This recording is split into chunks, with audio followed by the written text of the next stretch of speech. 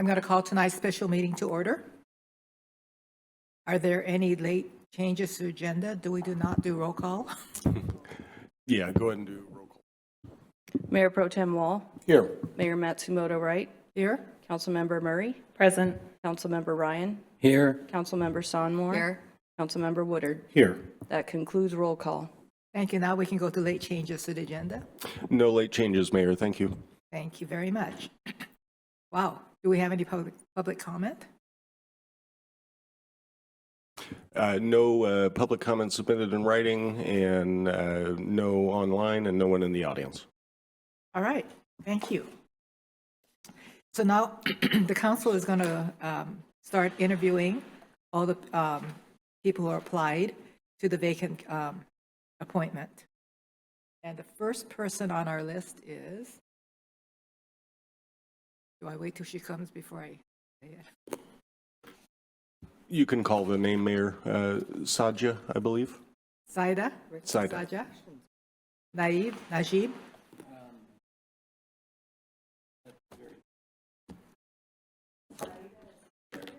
Thank you.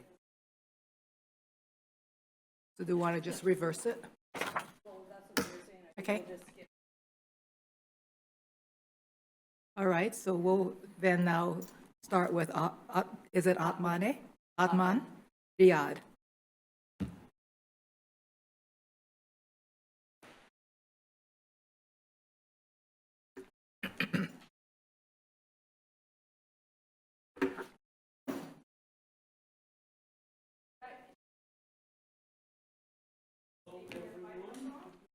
Hello, good evening. Council members, good to see you again.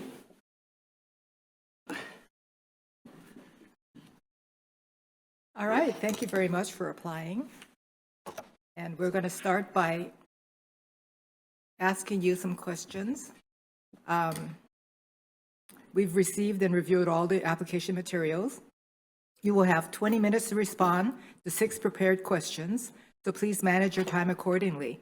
Councilmember Wall, you may begin with the first question.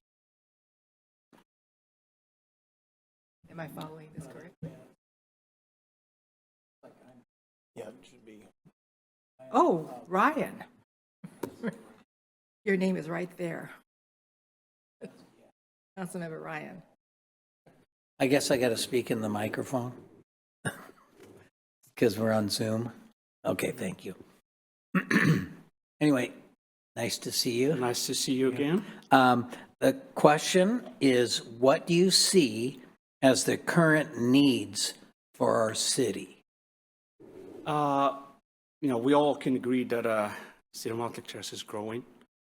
For the last 6 years, the population went from a steady 20,000 people to 22, 24, and we expected the number to double by 2040. So with that growth comes a lot of services that need to be provided to the population here. And we're talking about affordable housing, public services, safety, number one. I always put safety number one, and having that connection and that communication, like open doors with the resident of the city. Great, thank you. Thank you very You're much. welcome. The next question. Oops, sorry. Oh, go ahead, Council. Go right ahead. Sorry, I Councilmember have- Woodard is next. I have the second question, and it's a two-part question. The first part is, why would you be a good council member at this time, and why are you interested in being appointed? In response to your first question, the reason why I'm interested in this, or I would be a good council member, is that I would bring a fresh perspective. I'm an immigrant. I've lived here in the U.S. for the last almost 19 years. I'm a member of the Farouk Masjid community. I do also coach kids at the Terrace soccer club. So I am, involved in community, giving back to my community, and being part of the city as a council member would give me more like a larger or a higher platform to serve my community. In terms of what interests me, it's the same thing, just giving back. One thing that make me happy is seeing people, seeing a smile on, or making a smile on other people's face by helping them. I love to help. I help my family, I help my neighbors. I like to help my community at large, and not only like focus on coaching kids 6 years and younger. All right. Next is Councilmember Sanmore. Hi, I've got a long one, so if you need me to repeat it, just let Okay. me know.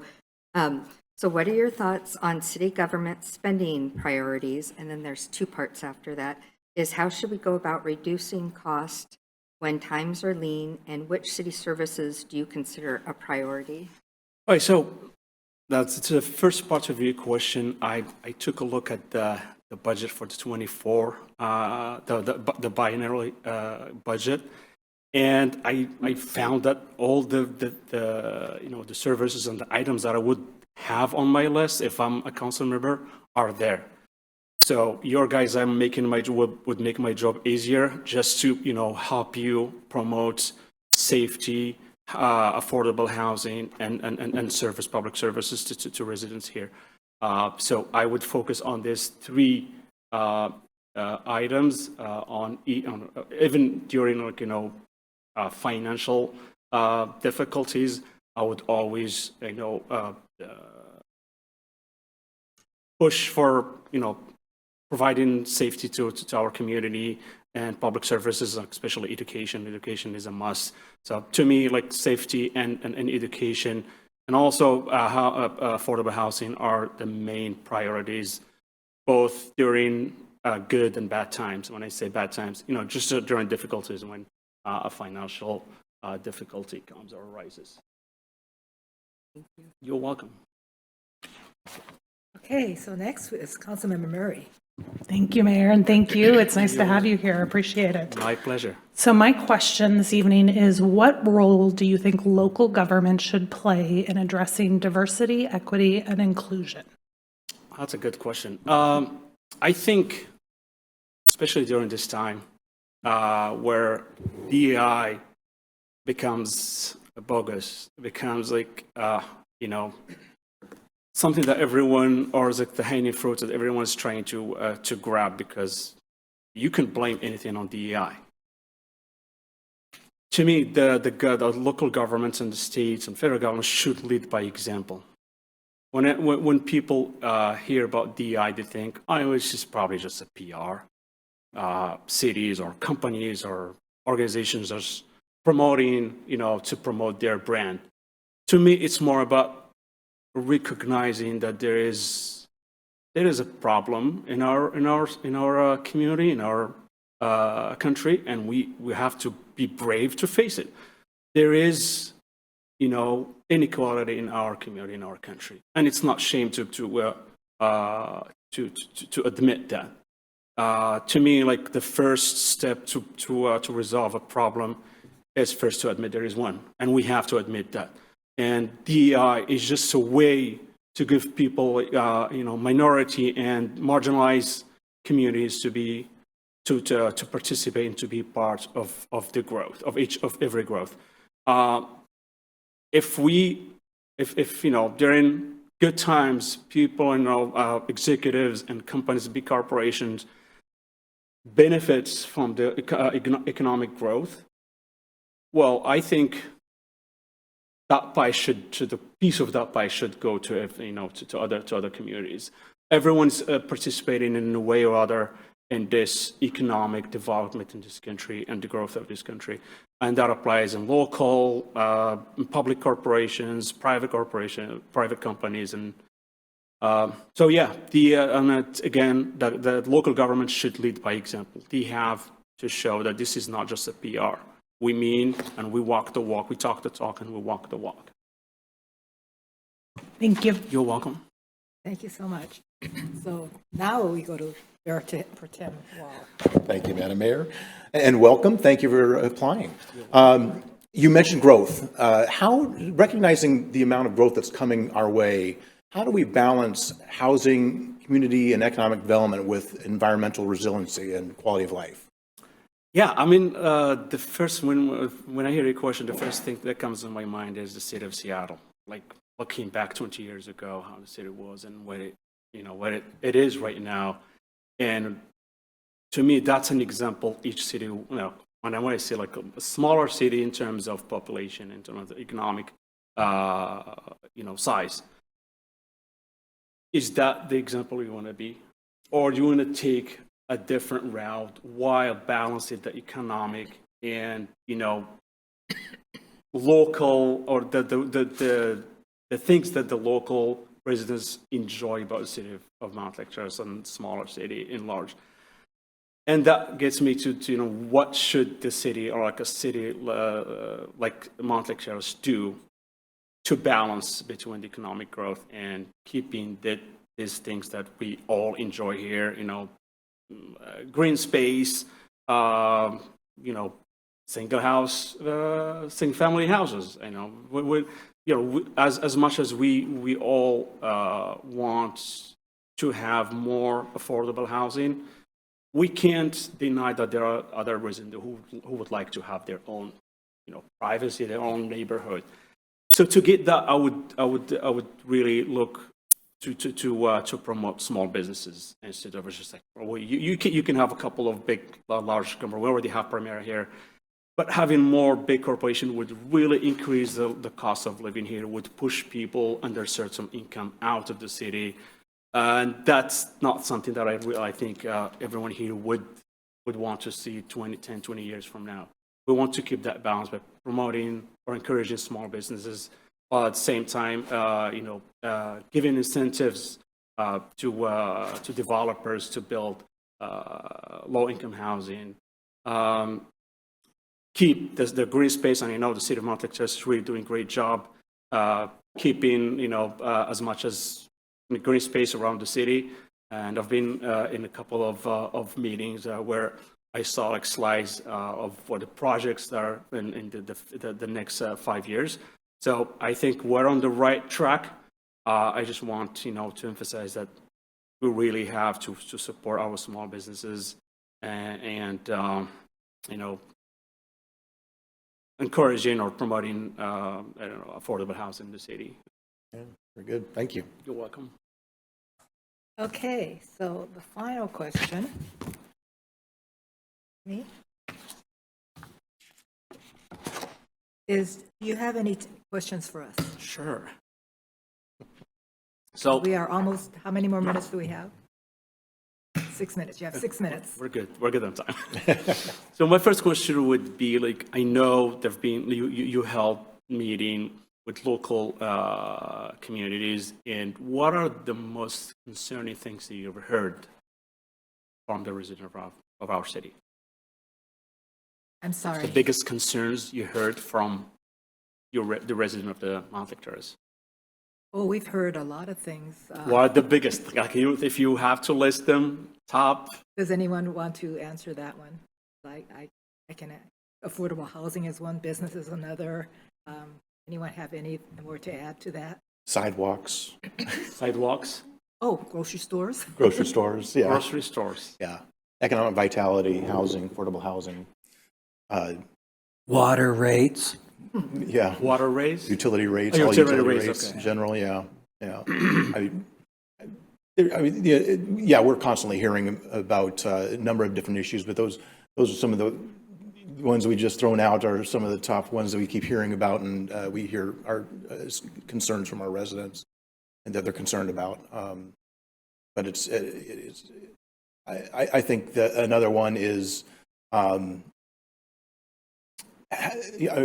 think we're thrilled that we have Sound Transit serving our community, and it provides a lot of opportunities, but it also provides pressure, puts pressure on our community in how we're going to be changing. And I think a lot of us are excited about the future, but at the same time anxious about what that means and how we adjust and how we ensure and balance our quality of life based on the growth that's coming.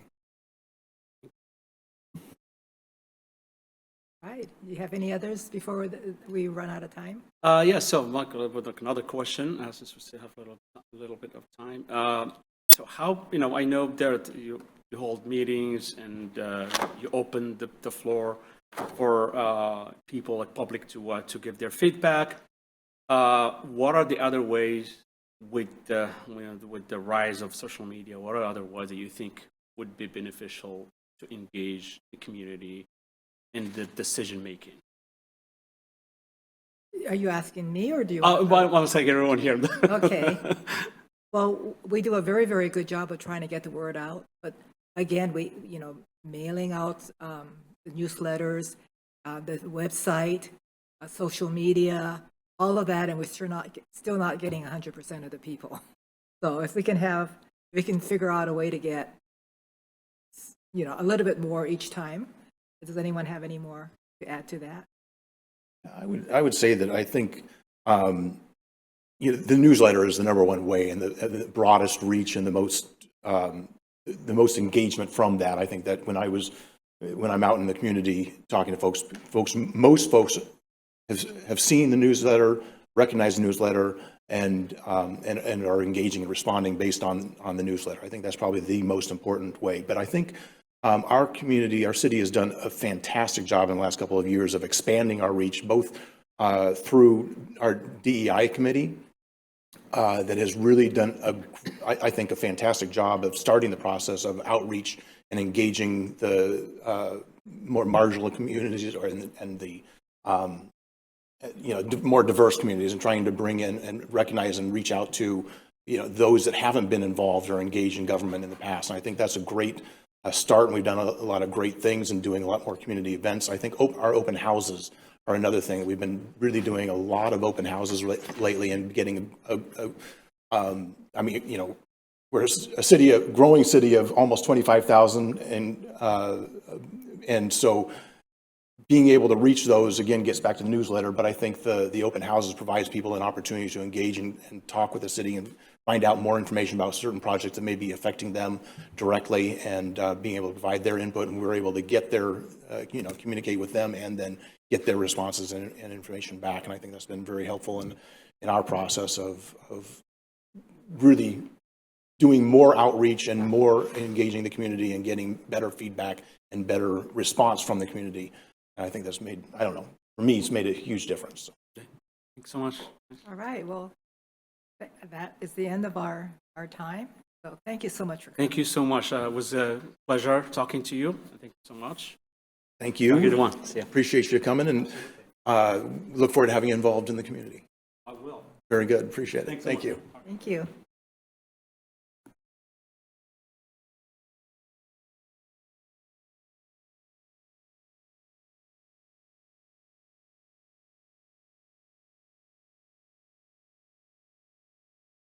Saida?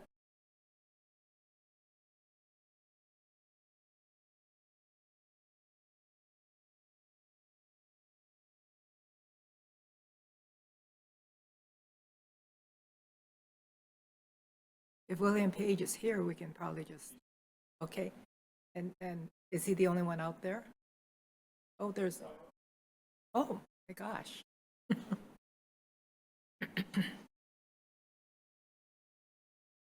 As long as they're here,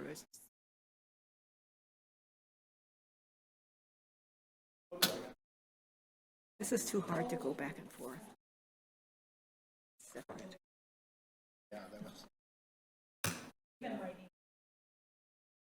I was writing in Saida's stuff.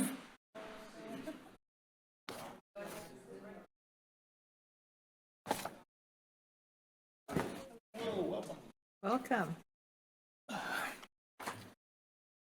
Seats. I don't look like I'm afraid. I know y'all do that seat on purpose, so I'm surprised it's not leaning forward. Everyone after you. I'm supposed to lower the seat when I get out of it, right? That's what they tell us in the room next door. Exactly, yes. So, welcome, William. And thank you for applying to serve on the City Council. We have received and reviewed all your application materials, and you have 20 minutes to respond to 6 prepared questions. So please manage your time accordingly. And see, it says right here. I was just reading. That's why. So Councilmember Ryan, would you like to ask the first question? Oh, Councilmember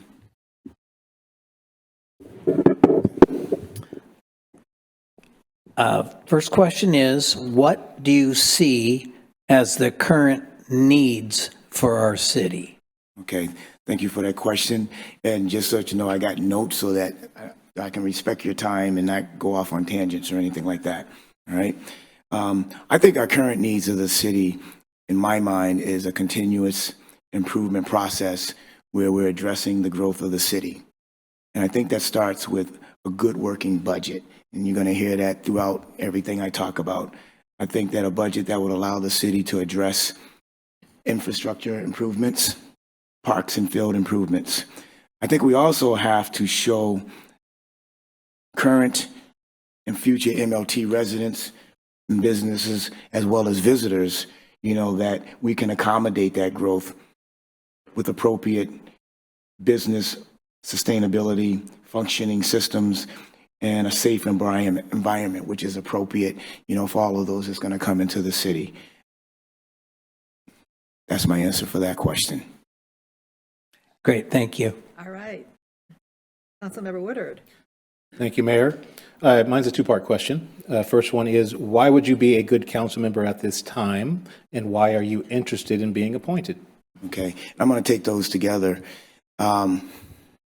First of all, I think that I understand what it takes to be a city council member. I know a city council member has to be committed to the city. The city council member has to be able to work as a team with the other members of the council in order to get the things done that the city is expected them to do. The council member is a legislative body, which, means that the council member has to establish policies, get through policy decision-making, as well as, and probably the most important thing, is creating a budget that works, for the city, that everyone not only agrees with, well, not necessarily everyone agrees with, but at least everyone has an understanding, a clear understanding. I think that's the responsibility of the council members, to make sure that everyone who's going to be affected by the budget understands why the budget is what the budget is. I think that the city council members are the face of the city. They're the voice of the city, and for some members of the city, they're the hope of the city. And that's what they need to project as they're making decisions, as they're working together, as they're out and about in the public, doing the things that that brings people to this community. Why do I think I can be a council member, good council member? Well, I know all of you, I hopefully have seen, the things that I gave you as far as, what I've done here in the city, as well as what I've done in my past as far as community services. So what I like to do is highlight a couple of things that is not on the paper. And that's my work history, that most of you probably don't know about, which is what I think, takes to be a good member of this team. The last 10 years of my career at UPS, and I oversaw an operation in the Northeast that included 5 major airports, 56 facilities, 7 of the largest hubs in the corporation. I also was responsible for the health, safety, and compliance of 39,000 individuals over 36,000 square miles. I had, on a daily, weekly basis, I had to meet with, speak with, collaborate with, opinionate with, and all those other things that come in between with 17 division heads, 4 region vice presidents, and 7 district board of directors on a daily, weekly basis, usually starting at about 6 o'clock in the morning. I also had 17 direct reports, 124 indirect reports.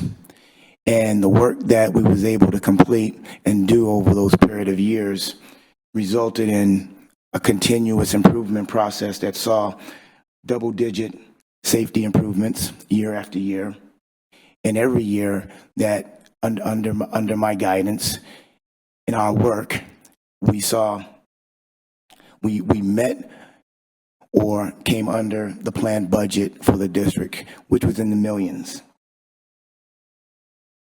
The other reason why I think that I'm going to be a good council member, because I thought about, again, you've seen all the things that I've done for the city, but there's three things I want to highlight that showed how I saw, said something, engaged the city, and as a result, helped the city. The first one started, just so that you know, tomorrow is going to be our 5th year living here in Mountlake Terrace. And that first week that we were living here, we took a walk down 66th Street and heading north, and we got to the 222nd block, and engraved in the sidewalk, somewhere along the line, the city put in some new pavement on the sidewalk, and before it got hard, someone had etched in a swastika. And we saw it. We came back home. Matter of fact, we didn't even walk any further.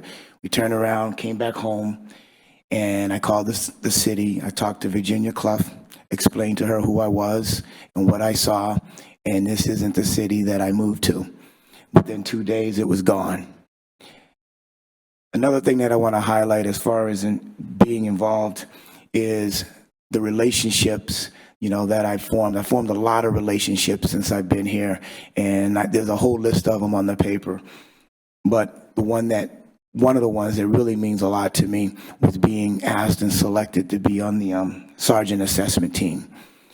There weren't very many people in the room that looked like me. I think that came as a result of the amount of time that I spent with the chief, getting to know him and his processes. I was invited to sit down with I met all of the police officers, the commanders, the sergeants. I sat down with the minority officers, and we discussed how could it look better. And then I got selected to be on the assessment team. And I like to think I got it right, because the two sergeants that we have were the top two that I selected, from the interviews. But those interviews weren't just me interviewing. It was me meeting with a team of assessment members from all over Snohomish. I had to work with them. We had to agree to disagree, and we had to work together to come up with what we thought was going to be, who we thought were, the best people in front of us at the time. And that really was meaningful. One of the things that I know was in play is, we wanted a female sergeant. We got one. One of the things that we talked about with the group was bilingual pay for officers. I was getting goosebumps when I heard that, being, approved the other day. So thank you for that. I like to think that I might have had a little something to do with that. The last thing that I want to highlight of what I've done with the city and what I think I've done for the city, one of the highlights since I've lived here was being asked and selected to be the parade announcer at the Tour de Terrace. Now, I know everybody will say, well, that's a private event, but you ask anybody outside this room, that's a Mountlake Terrace event. And I had the opportunity to engage with everybody who walked by that table that day. And I got an opportunity to engage with the seniors. I got into the vets, the disabled people that were hanging around. I got the opportunity to really engage with parents and their kids, to the point where at the end of the event and the parade was gone, that section of the street was still closed because for the next half hour, because there was a line all the way across the street with parents and their kids waiting in line to come over and say hi, shake my hand, and say hello over the mic. And I guess I ought to add, probably to get a piece of candy that I was offering them. But one of the highlights of that day was I asked the kids, all the little kids, if they'd do me a favor. And the parents were all good for it. And that's what I'm talking about, engaging in the city. I told them, I said, they can all come over, but they can't have a piece of candy. They have to take some candy across the street and give them to the seniors, the big kids. And about 30 kids ran across the street, got some candy, and took them, because all the seniors, are seated in front of the center. And I said, you need to tell them your name and give them a piece of candy. And they all did it. They all did it. And that was really nice to see that happen. So, when I talk about, what I'm capable of doing from a business standpoint and working with people from a business standpoint, again, you've seen the boards I've sat with. The other thing that we did when I was the safety manager was for 5 consecutive years, we received the National Safety Conference Green certificate for safety excellence, 5 years running, okay? So that's my answer. All Next right. question.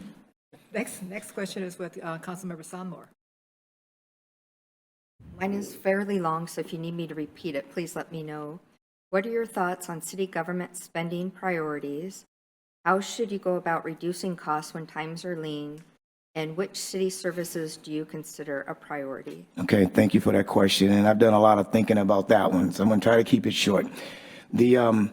First of all, I think that when you the business getting lean, I think is something that all city council members, if they don't have it written down somewhere, it should always be in the back of their mind, because again, it goes back to the budget. Do we have a budget that's going to address when things get lean, and things do get lean? I think that you have to have some sort of a matrix in hand that's going to talk to you and show you, where the money is going, where is the money coming from, where is it going to, when is it going out, when is it coming in, why is it going out, and why does it come in? And I think that you also have a matrix that needs to ask the question, that money, when it's being used, is it beneficial, and who is it benefiting?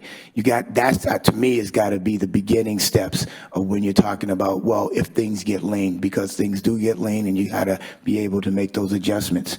I think a big step in, handling lean or having something ready for lean is, do we have people who can do other functions, cross training?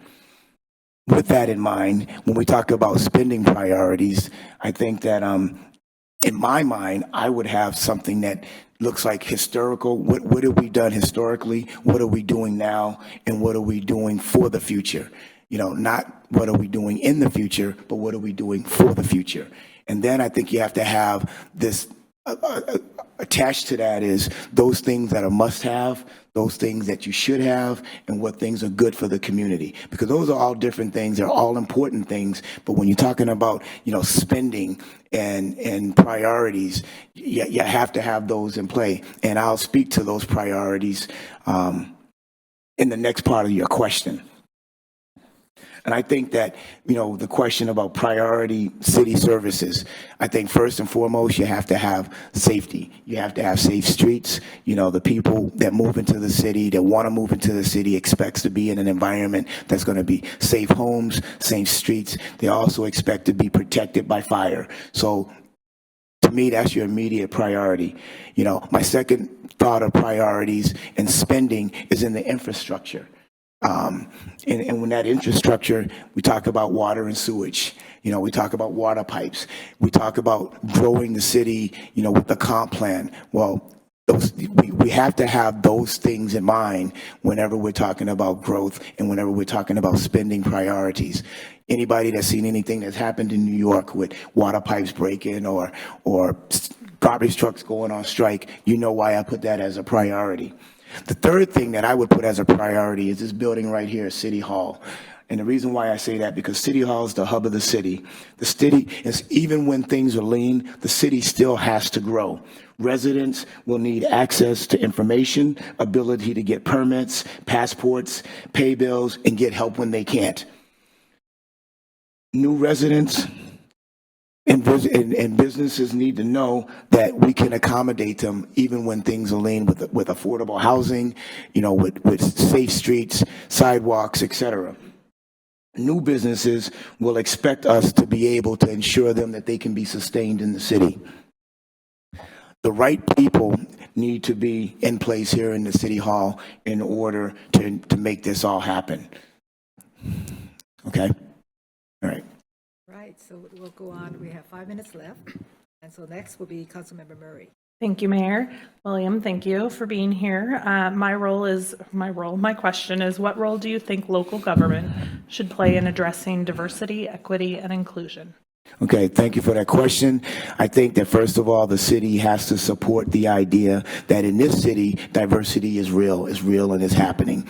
All right. I think the second thing that they have to do as far as supporting is they have to support the idea that equity, inclusion, and access is a good thing. So what that means is you have to support the idea that DEI is only an acronym, all right? It's not a bad word, it's an acronym. I think that you have to encourage and find more ways for engagement with community, such as with community conversations, multiple out-of-the-box communications with groups, the proclamations, and I'm not going to go through the whole list of proclamations, but what we have seen, by, investing in inclusion, access, and equity is that we've seen more people come into City Hall over the last few years that have never been here before because of your support of equity and inclusion. That's how the government gets involved with equity and inclusion and allows that to continue to work. Policy oversight. You have to make sure that the people that you hire are people that are thinking just like you, that equity and inclusion and access is the only way that we're going to do business in this city. So the people that are coming here for jobs that are going to establish policies, they need to be able to think that way when they're making decisions and they're sitting at the table. Policies such as, again, the fact that, you was forward enough thinking to realize that bilingual police officers is nothing but great for the city. That is going to diffuse so many things, and it's going to help the city grow and make everyone feel whole. Okay? All right. Last question. Thank you. Last question is with Mayor Pro Tem Wall. Thank you, Madam Mayor. And William, thank you for being here and joining us and applying again. We've got about 30 seconds to wrap up this question, but and it's a big one. So recognizing the growth that's happening here in Mountlake Terrace and the amount we're going to grow, how do we balance housing, community, and economic development with environmental resiliency and quality of life? Okay. Four points. They're real easy. First of all, you voted for it, you accepted it, believe in the comp plan. A lot of people went and got involved with that comp plan. You got to believe in it. You got to budget for the economic development and quality of life.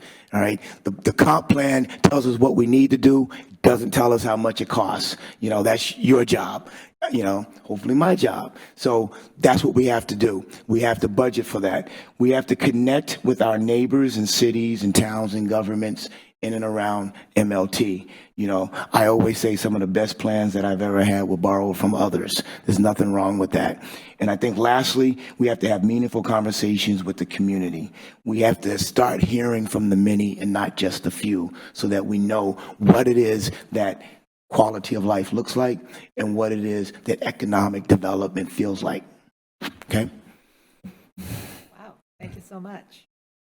That is it for the questions for tonight. All right. Thank you. Do I get to ask y'all a question? Or did my time run out? You have 10 seconds. Okay, great. It's just a one-word answer, and you don't even have to give it to me. You can give it to the next person.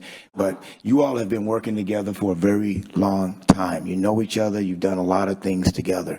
And now you're going to appoint someone who's going to be very new to this group of people, this team.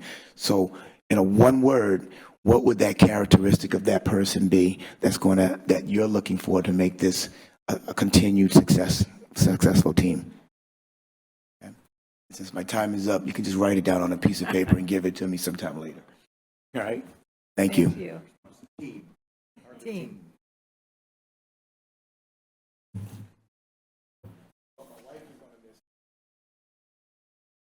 Oh dear.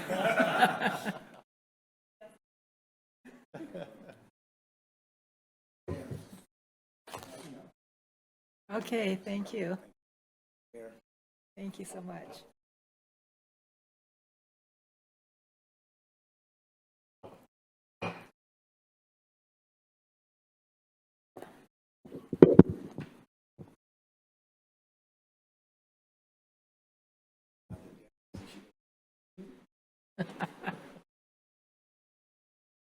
So are we getting number 1 or number 4?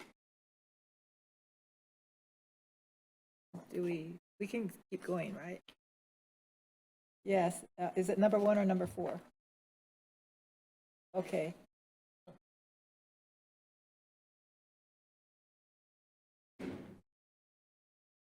Mayor, you might want to announce into the microphone. I know we all heard it in here. I wanted to make sure it's on Zoom that the first applicant wasn't available. All right. Yeah. You just press that button. Thank There we you. go. All We're off right. to a great start. Thank you, council members.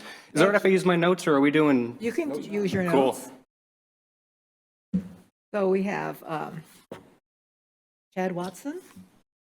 And thank you very much for applying to serve on the city council. And we have received and, excuse me, reviewed your application materials. And you have 20 minutes All right. to respond to 6 prepared questions. So please manage your time accordingly. And first, we're going to have Councilmember Ryan ask the first question. Thank you, Mayor. Question number 1 is, what do you see as the current needs for our city? All right. Thank you, council member. I see our city as at a pretty exciting moment. We have some awesome opportunities for growth right in front of us. And I would generally characterize the current needs for our city as responsibly and equitably managing that growth. Primarily, that comes with offering all the services that meets, in my mind, all residents of all ages. This includes not only adequate emergency services and infrastructure, but I see also as adequate recreational and engagement opportunities. So I think it's pretty straightforward that everyone should have, fire, medical, public safety, access to food, all of those met. But I also see, having grown up in Snohomish County, especially a smaller city in Snohomish County, a need for recreation and engagement, especially with younger kids and young adults, to maintain engagement with the community. I think just beyond being able to make ends meet, citizens should be able to thrive where they are as well. And I think that with plenty of chances for engagement with the government, plenty of chances for engagement with each other, that will allow citizens to really kind of flourish as the city grows along with them. And in addition to those needs, I see, of course, with growth, housing comes as a critical need. I think we have a nicely set up environment to have multifamily housing, apartment housing flourish alongside our single family housing. So I would strongly advocate for all of that increased housing of all forms. And I also see just on perhaps a personal level and perhaps an objective level, a need for improved movement around the city. In my mind, that is road safety, marked bike lanes, more crosswalks with the flashing lights opportunities, perhaps some traffic calming devices in neighborhoods, just to allow for everyone who's not necessarily primarily car transported to safely and adequately make their way around the city.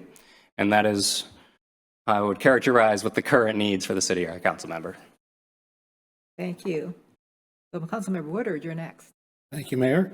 So mine's a two-parter. The first is, why would you be a good council member at this time? Followed up by, why are you interested in being appointed? All right, thank you, council member. I think that my ability, what would make me a good council member at this time, comes from a few different sources. Personally, my current job, I work at the Snohomish County Superior Courthouse in Everett. I've worked there since 2019 and in a managerial position since 2021. As a practical matter, I am familiar with state and local codes. I'm comfortable writing policies, procedures, writing informational documents to be consumed by a wide variety of audiences. And I'm just simply experienced reading laws, reading statutes, reading all of that dense, nitty-gritty detail stuff. And working in a public position already, I have a very strong sense of what the duties and responsibilities of someone working in a public capacity are. Reading through the city council handbook, it's like, oh yes, all of these ethical responsibilities, almost word for word, the ones I've already read in the Snohomish County Code. So totally familiar with those. Academically, my background is in philosophy. I received my bachelor's degree from the University of Washington and my master's degree from Western Michigan University. My focus during my academic tenure was ethics and moral philosophy, very specifically human rights and medical or bioethics. These are the areas that I got the most enjoyment from and found the most challenging, taking these abstract philosophical concepts and distilling them down in a way that can be applied to the very real, very everyday experiences we all have.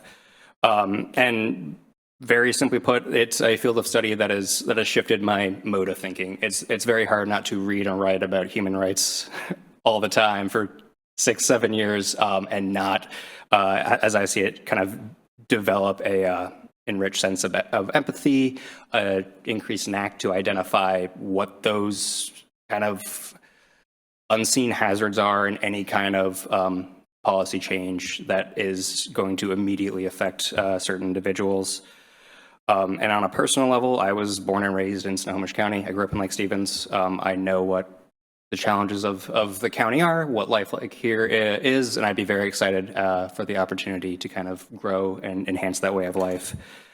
And as to why I want to be appointed at this moment, I pursued government work after completing my master's degree because I found the work interesting and I wanted to put my skills to the test to help other people. Basically, I have a knack for administrative work. I am perfectly happy writing and doing spreadsheets, and I find myself to be a strong communicator. And for me, it is personally important to utilize these skills in what I see as the most beneficial way that I can. And to me, that most beneficial way is working at the governmental level to improve life for my fellow humans, as I would say. Thank you. Councilmember Sandor. I'm next. I know you have the questions, but I'll read them. If you need me to say them again, please let me know. What are your thoughts on city government spending priorities? How should we go about reducing costs when times are lean? And which city services do you consider a priority? Great. So I think that when times are lean and cuts have to be made, I think reducing cuts should kind of begin at the top, more or less. Leaner times mean that it's not just government budget feeling the strain. It is likely that all residents are feeling that strain, and those with lower economic standing are likely to feel any changes and any impacts in a much more direct and serious manner. So I believe that in these scenarios where cuts need to be made, I think that it's perhaps an unfortunate reality, but those higher ranking, higher earning city officials and city employees should kind of have to bear some of that brunt as well. And after that, I think there will need to be a serious evaluation of what ongoing budget items are simply non-critical, what can be paused, what can be cut, what can be put to the proverbial back burner with the minimal impact on residents. I don't think it's possible for any action taken to have totally no impact. That is simply impossible. But with this in mind, I believe that as the city council, making cuts would have to be made where any cuts don't exacerbate anyone in an already precarious position, made more so precarious by the leaner times.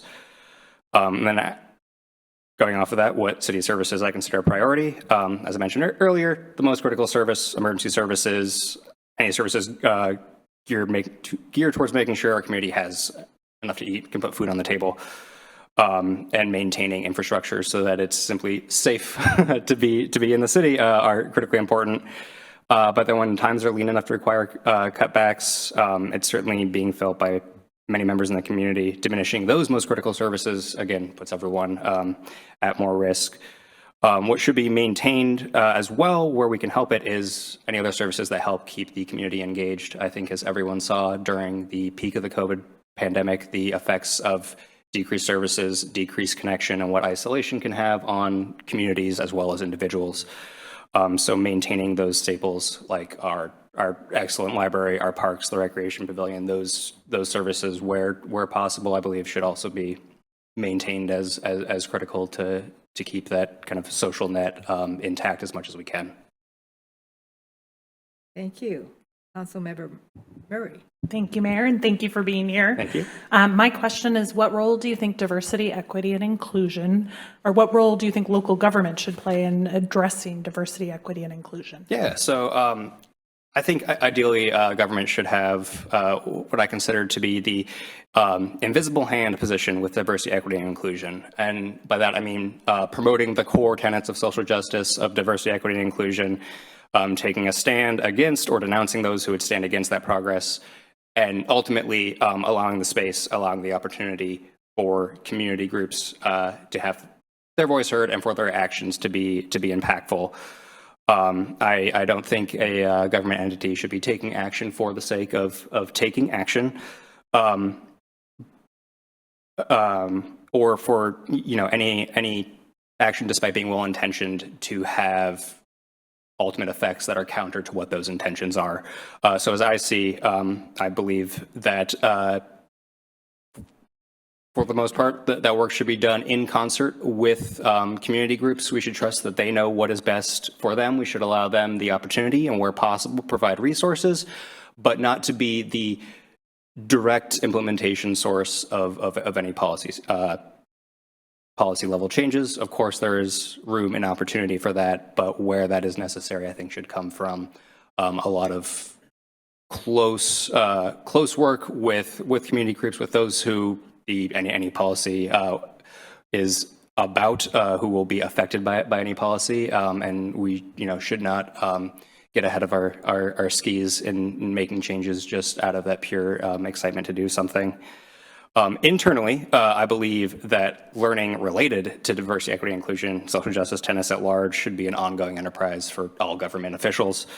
Enriching our understanding enriches ourselves and our ability to create progress that is much more genuine and lasting, and actually has the impact that we want it to. It improves our ability to identify problems in the social justice sphere and predict what effects our policies can have. Currently, I serve as the co-chair at our Superior Court staff-led equity group, and I believe that our greatest impacts in the work we've done have been learning focused. That's identifying genuinely enriching and engaging trainings for our coworkers, bringing awareness of any ongoing social justice issues to the staff, and being able to learn from each other and what we're working on and learning in the social justice and diversity, equity, and inclusion sphere. And I think that a similar mindset adopted by local government can really help, again, make that genuine, lasting progress. Thank you. Thank you. Thank you. Mayor Pro Tem Wall. Thank you, Madam Mayor. Chad, welcome. Thank you. Thanks for applying. Absolutely. So, recognizing the growth that's coming to Mountlake Terrace, how do we balance housing, community, and economic development with environmental resiliency and quality of life? Sure. So ideally, economic development and quality of life go hand in hand. Is that economic development will allow for improved quality of life, and an improved quality of life will bring chances for economic development. But of course, that is ideally. At the broadest level, my belief is that economic development should never come at the cost of quality of life. No one is expendable or an acceptable cost in pursuing economic development. I'm wary of driving people out of previously affordable housing. I'm worried about incoming businesses not meeting needs of the resident, and I'm worried that overestimating growth, in a manner may have severe consequences down the road. So I hate to sound so general here, but it has to be done very, very carefully and very closely. Any even potentially exciting, great on its face opportunity should not be taken for granted, and all of the impacts should be seriously and closely studied. We have this awesome growing city, but it is still a smaller city, and it's a pretty tight community with a lot of engagement. And I think any incoming business should add to the community, not try to replace or redirect anything. I believe that development can be balanced in a way that we can both get that kind of larger scale economic activity while providing employment opportunities to residents, utilizing space to provide not just private business spaces, but also the chance for new social spaces. We get new cafes, restaurants, anything that allows for the citizens to come together like they already do. And kind of in this regard, I really like to adhere to the tenets of the idea of the 15-minute city. Not that, you have no reason to leave the 15 minutes around your residence, or that you cannot leave the 15 minutes around your residence, but that most of your basic needs can be met within a 15-minute walk or bike ride or short drive away. So when looking at what we are developing, that is where it is going. Are certain areas getting more benefit than others? Is everything simply geographically distributed in an equitable way that is the most access for the most people? Not necessarily that, just simply given the space we have and the geography. We've got I-5 right through there. We've got the lake. We've got trees and parks already there that I would not want to touch at all. But I think keeping those core tenets in mind in planning any kind of economic development, those ideals, I think would promote both strong economic development and opportunity along with great quality of life while being environmentally sustainable. Thank you. We just have a few minutes left, but do you have any questions for us? Yeah, so since, we only have a little bit left, I would love to hear either a specific instance or more broadly what everyone's kind of like favorite or most exciting part of being a council member has been so far. Who would like to answer that? If they're all looking at their notes and everything? Well, you want to, okay. I mean, I think the question was addressed to all of us, but I can kick us off. I think for me, the favorite part is just really deepening connections with our community members. That was one of the things that inspired me to run. And I think getting to meet more people and really better understand kind of the breadth of the community members that we serve and their needs has been both really rewarding and really inspiring, right? Like we have really great people. And so I think that is, the people are really, I think they fill the bucket and keep you going even when even when you're looking at those dense, those dense packets of materials. Yeah. So. Anyone else? Go ahead. Sure. I think for me, the most exciting thing is being able to help create, maintain, and improve the community we live in. I could go on, but I'll We can all go on. We just have another moment left. Go ahead, Councilmember Woodard. Yeah, I'll go romantic, which is a chance to fall deeper in love with your city. I have absolutely just been enamored by our public works, and it's the stuff that we take for granted until we can't take it for granted. It's backing up in your house, or it's around your corner, or what have you. But really to see how this city has been maintained while we're still growing, it's just been, like I said, romantic. Deeper love for the city. All right. Well, thank you so much. Yeah, thank you, council members. Good luck with the rest of the interviews. Have a great rest of your evening. Thank you.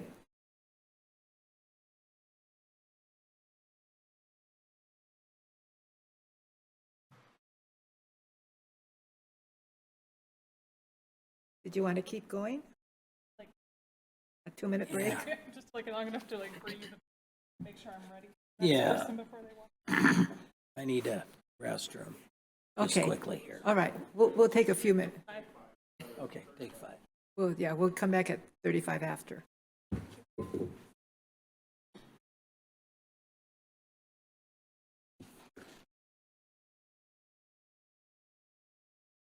All right. All right, so welcome. thank you. So, thank you for applying to serve on the city council, and we have received and reviewed your application materials. And now you have 20 minutes to respond, so until 7 o'clock. Oh, hold it. It's 20 minutes to respond to 6 questions. And then I'll tell you, you got 10 minutes left? I'm good 5 with minutes time. left? Okay. Yeah, appreciate it.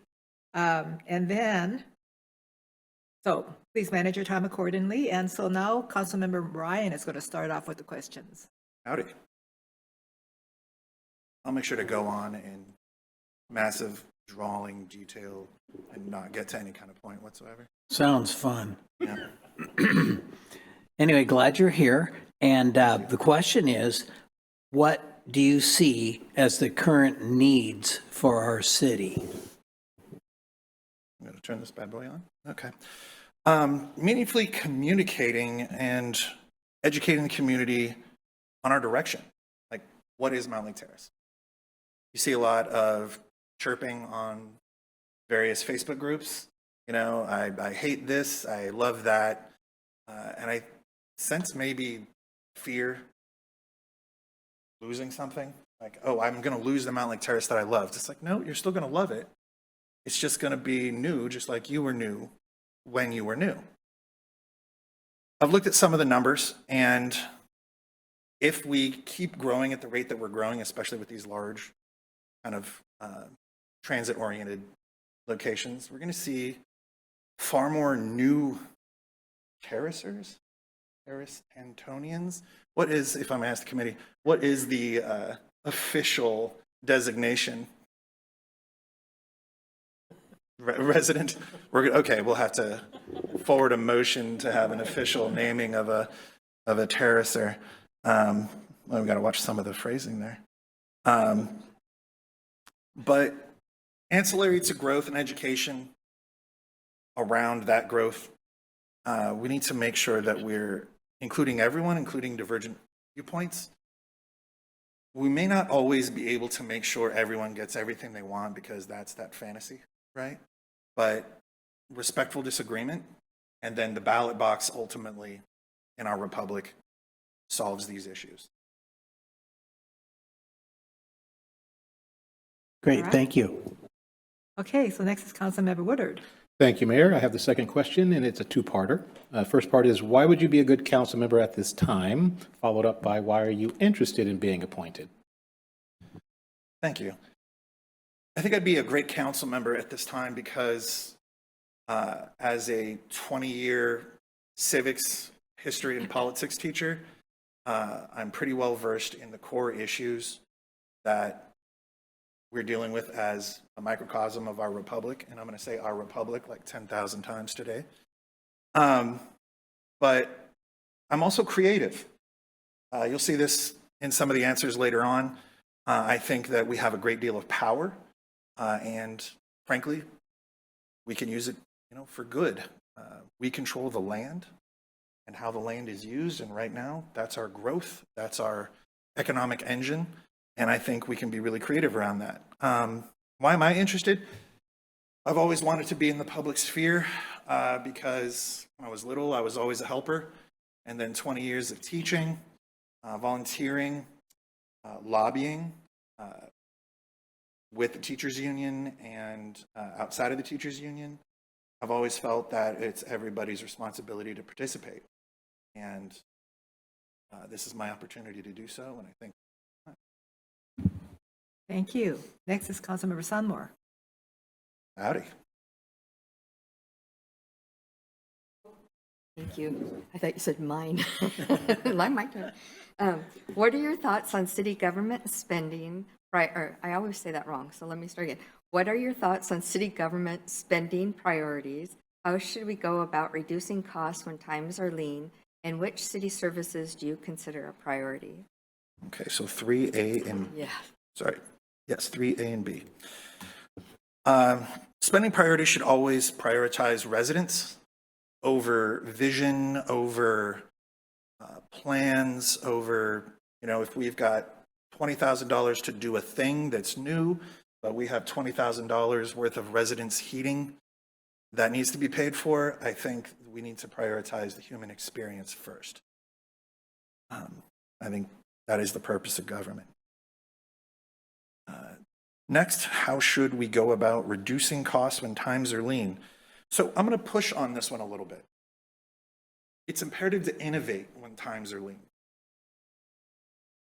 We can raise revenue through innovation rather than cuts. For example, I'm not familiar with the ins and outs just yet of the city finances, but in Seattle Public Schools, where I was for a very long time, they were closing schools and saying, woe is me, we don't have the money, we don't have the money. We pointed out, we have 100 elementary schools in a town that are purpose-built for children, and yet daycare is ridiculously expensive and hard to get. So let's start putting in not city-run, but school district-run daycares. We can undercut the private market and make sure that they get certificated, safe, innovative programs and make a ton of money while we're doing it. So we don't have to cut, say, the Mountlake Terrace high school music program. We can figure things out and use what we've got. And if there have to be cuts, we must maintain that philosophy of prioritizing the residents. If this means having older trucks for a longer time, maybe trying to work out a cost deal for maintenance, something along those lines, then let's do that. I am at heart what I consider an innovative capitalist. I like working hard and getting paid well. But as an American and as somebody who was raised where and how I was, we have to support each other. You know, I have my beliefs, other people have theirs. But at the end of the day, if there's cuts, it needs to be borne equitably and predictably. Thank you. Thank you. So, Councilmember Murray. Oh, and then, I'm sorry. You have more to say? Sorry, there's which city Part B, city services do you consider a priority? Water, electricity, roads, fire, and police, in that order. Thank you. Okay, Councilmember Murray. Thank you, Mayor. Sorry, I needed just a minute to catch up on my notes. All right, so my question this evening is, what role do you think local government should play in addressing diversity, equity, and inclusion? Well, pretty strong role. Let's crunch the numbers. Diversity, equity, and inclusion, and I like saying it all out loud, I don't like abbreviating it, is 70% of the population of our town. When we look at who isn't covered under diversity, equity, and inclusion, it's people who look primarily like me. White men, cisgendered, and everyone else is covered under diversity, equity, and inclusion. So should we consider good governance ignoring 70% of our residents? I don't think that's a strong way to represent people in our republic. You'll note our republic there. My belief, and I ascribe to philosophy, that there is structural and systematic racism in this country. And I think there are clear, fair manners of dealing with that. It's not about giving, it's about creating space, creating opportunity, creating that eventual justice. And then at some point, hopefully, we can move past it, but we're there. Thank you. Thank you very much. Okay, Mayor Pro Tem Wall. Thank you, Madam Mayor. And Theo, welcome. Oh, thank you very much. Thank you for applying. Excited to hear about your thoughts today. And the last question, I guess, for your opportunity to share with us is about balancing housing, community, and economic development with environmental resiliency and quality of life. How do we make that all happen? Well, this is the easy question, right? Right. Yeah. That's why it's last. Well, the environmental part, that's to me the most contentious one. For example, if we cut down all the trees to make room for all the housing, then we get 7 to 10 degrees increased heat, less weather resiliency, less groundwater soaked up for trees. Trees were a fairly new thing for me. I'm from the desert. So like when I first moved up here, I was just staring at all the green, like, oh, amazing.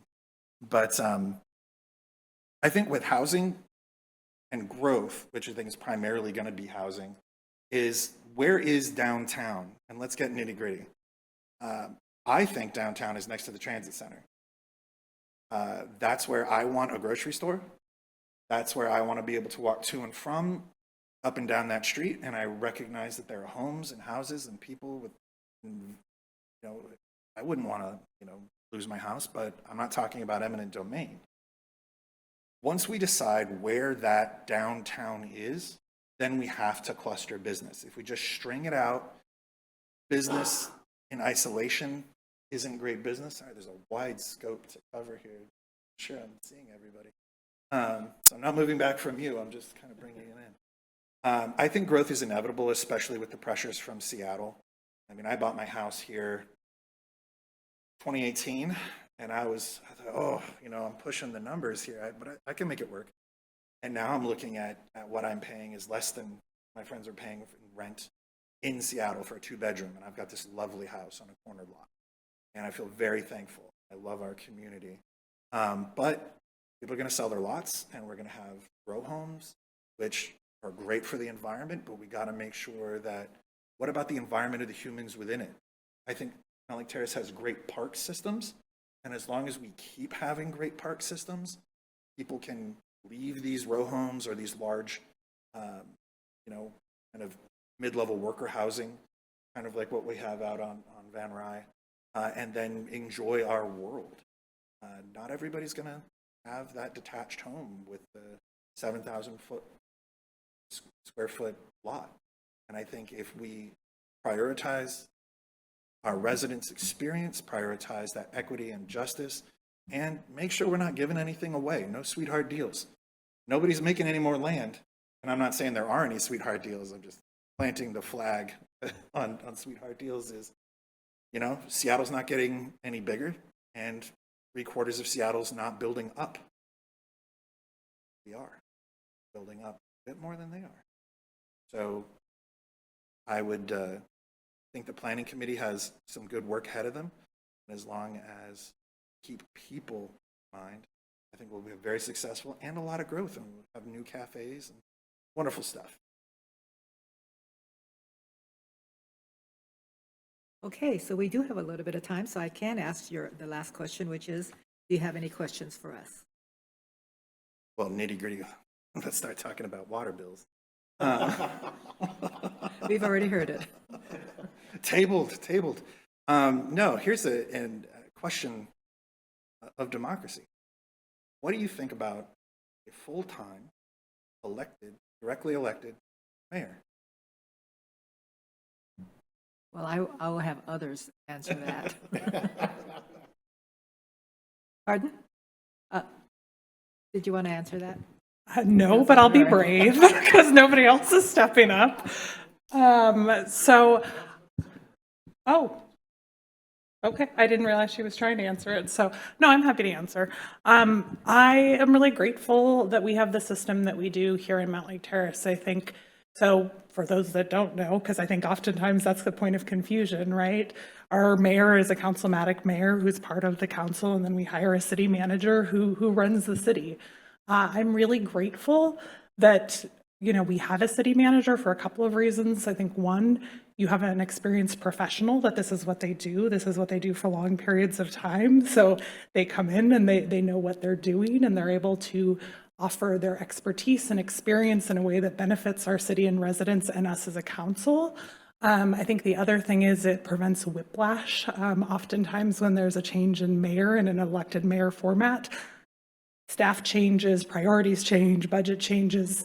We see that in communities around us, and it's really hard for especially small communities to make those pivot changes.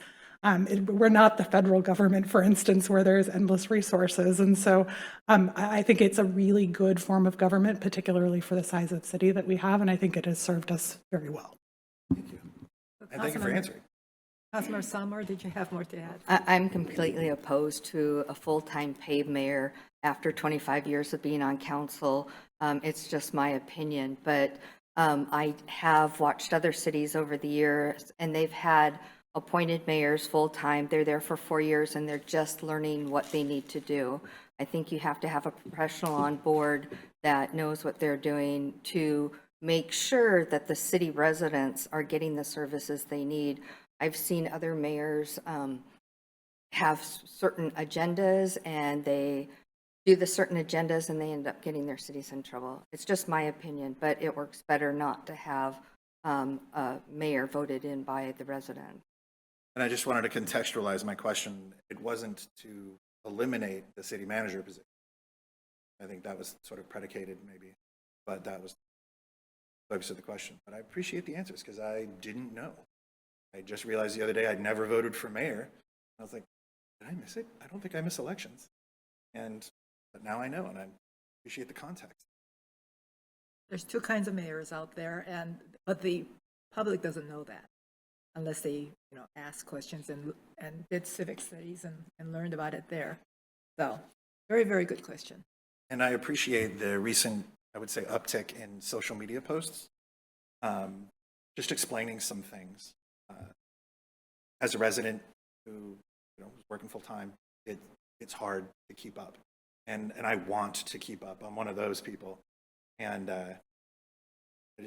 it's looking better, and I appreciate it. Thank you. Thank you very much.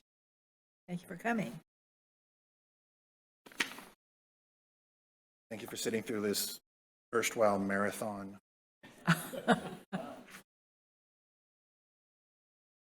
Innovative, yeah. You're gonna go home crying. Thank you.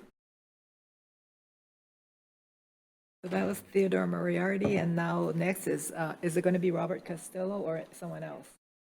I see that Ben is on, but he's next after that. Okay. All right. Oh, he's not? Okay. So next is Robert Castillo, and I need to find his stuff here.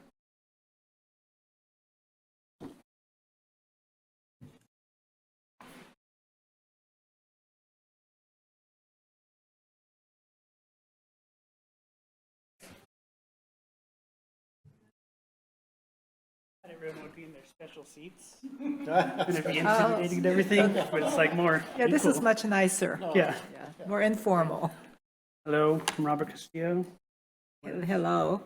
And so thank you for coming tonight and applying to serve on City Council. And we have received and reviewed your application materials.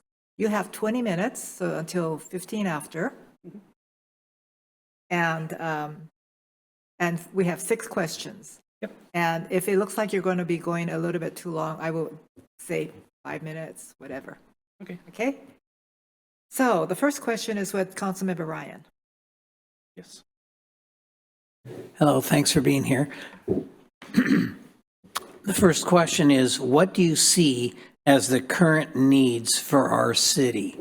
So I think the current biggest issue with Mountlake Terrace is our lack of businesses in the city. As we grow and expand with like the new mixed zoning, and we allow these real estate development companies to build these kind of like mixed zone retail on the bottom, apartments on the top. We need to enable small businesses to sprout within our community. I would love to see more restaurants and retail within the community. But like as of right now, I see like a lot of just empty lots, empty retail spots. And I think we need to get more of these spots open for business within the community. I think it's important to be conscious that if we're allowing these retail companies to develop in these in Mountlake Terrace, that they're also developing opportunities for the citizens here. And they're not just being assets for these companies. Because I feel like they can build the building, and then the property, like the value of their investment is just going to go up based on like property value going over time. So they have no incentive to kind of rent out these retail spaces. So they can set crazy retail rent prices for these places. Like as you notice, like on Main Street here, there's that tiny spot that's just been 5 years sitting empty. And it's like retail. Someone has to pay to build that out to make it like a tiny cafe. And then I don't think they can open a cafe there because the retail rent price doesn't make sense for how much money you generate profit from that little cafe. So we got to make sure we have policies around these areas that like make it possible to start businesses in the area.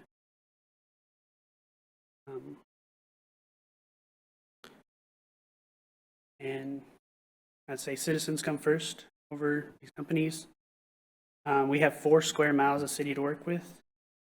So we got to do what we can with what we have. And we just got to make sure we're not being taken advantage of when we give these opportunities to these companies. All right. Great, thank you. Thank you. Next is Councilmember Woodard. Thank you, Mayor. Mine's a 2-part question. The first part is, why would you be a good council member at this time? Followed up by, why are you interested in being appointed? Okay. So I'll answer the second part first. I'm interested in being appointed to City Council because I'm a young resident and homeowner in the city. I want to be involved in shaping how the city I plan to live in for a long time grows and expands. And I feel like overall the voices of like young adults is overshadowed by older generations in government, like on all levels currently. And as Gandhi says, you be the change you want to see in the world. So I'd like to see more like millennial Gen Z voices in all levels of government. I think I would be a good choice for a candidate because of my diverse background. I grew up with a single mom with government assistance. I know what it's like to get support from the city and the love and support you get from those people in the city, from the programs that they have for low-income people. And that perspective gives me kind of like a special understanding why city-provided programs are important to the community. I'm also a veteran. I've worked various jobs from like blue-collar maintenance to teaching kids how to code. And I think that gives me an understanding of what's important to people in different walks of life. And oftentimes, people just want to take care of their families and ensure that their kids have the best opportunities possible. And as a city council member, that's what I would want to work towards, is creating opportunities to help our citizens take care of their families, make sure these kids have like a city that they're proud of culturally to grow up in. Right on. Thank you. And places to like, yeah. Okay. Next is Councilmember Sonmore. Well, hello, Robert. I've got question number 3, and it is, what are your thoughts on city government spending priorities? How should we go about reducing costs when times are lean? And the last one, which city services do you consider a priority? So overall, I like the direction that the city's going with the spending. I love that we got awarded as Tree City USA. And in a time where like climate change is long become a priority nationally, it's important that we as a city do what we can with what we have. So I think it's really good that we're prioritizing that with what resources we have available. I think the municipal infrastructure and services are also run well with the budget we've allowed. My one issue about spending is there's a lot of focus around the city center, like light rail area, and the areas have become really beautiful. I'd like to ensure that we're not just focusing on spending on this one area, and we kind of spread around all the city, throughout the city. Next two questions I'll kind of answer together. And with the how should we reduce cost with time when times are lean, and what city services you can priority, I think it depends on what you need to come back, really. Like, since Mountlake Terrace is primarily a commuter city, when times are lean, we need to ensure we're maintaining the roads, ensuring that they're clear of debris, and we continue to provide core services like water, fire department, law enforcement as like a bare minimum kind of thing. And from there, we could determine what we cut back on, if we need to cut back on like park maintenance, or maybe close the recreation center or close clubhouse for a year. That might satisfy small cuts as needed. I think another solution determining what the city should look at when cost cutting is to host an open house event similar to the one held recently about the housing and zoning changes, in which the city explains it's needed, like in which the city can explain like it's needed cost cuts. Like we can explain to the citizens, all right, we're not going to meet budgets this year, we have cost cuts, and we can give them options that they can like then review and then come back and kind of put their comments on, so they can kind of have more like an individual democratic process to cost cutting, so that people feel included in that. That's kind of. All right. Okay, next is Councilmember Murray. Thank you, and thank you for being here. What role do you think local government should play in addressing diversity, equity, and inclusion? So I think that the city is moving in a good direction with diversity, equity, and inclusion currently by recognized holidays and traditions from different cultures in our community. If you look at census data, almost 20% of the people living in our city are foreign-born individuals. And as the city, we should take steps to make them feel welcome and included where they live, especially important in a time, this is especially important in a time where DEI is being attacked nationally. So I think historically America has been a melting pot that forced people to kind of conform to a specific American culture. And I would like to see us move away from that and grow into a diversity that accepts all residents. I like that we're kind of recognizing holidays and doing things that support those cultures that are moving to our city. Thank you. Thank you so much. Okay, so next is Mayor Pro Tem Wall. Thank you, Madam Mayor. Robert, welcome. Thanks for joining us. So, Mountlake Terrace is growing. What do we do about it? How do we balance housing, community, and economic development with environmental resiliency and quality of life? All right. That question. I think as a government, we need to be careful towards catering our city towards big economic opportunities. If you look at Seattle, big tech companies made a lot of big promises there, and the city went along with those big plans, and it robbed the city of affordability and culture. And if we open ourselves up to opportunities like that, we need to make sure that we're creating tight-knit policies to ensure our citizens are not robbed of their homes because of profitable opportunities for growth. And as we create opportunity, we need to ensure that the opportunities are available equitably for all of our citizens. I think kind of like environmentally, we need to make sure that we're conscious of that as well. We can't just like reap the land without sowing something healthy back in return. All right, so last question, since we do have some time here, is do you have any questions for us? I have 3. So I live on the eastern side of Mountlake Terrace near the QSC and Mountlake Terrace High School, and I've seen a lot of changes in the area.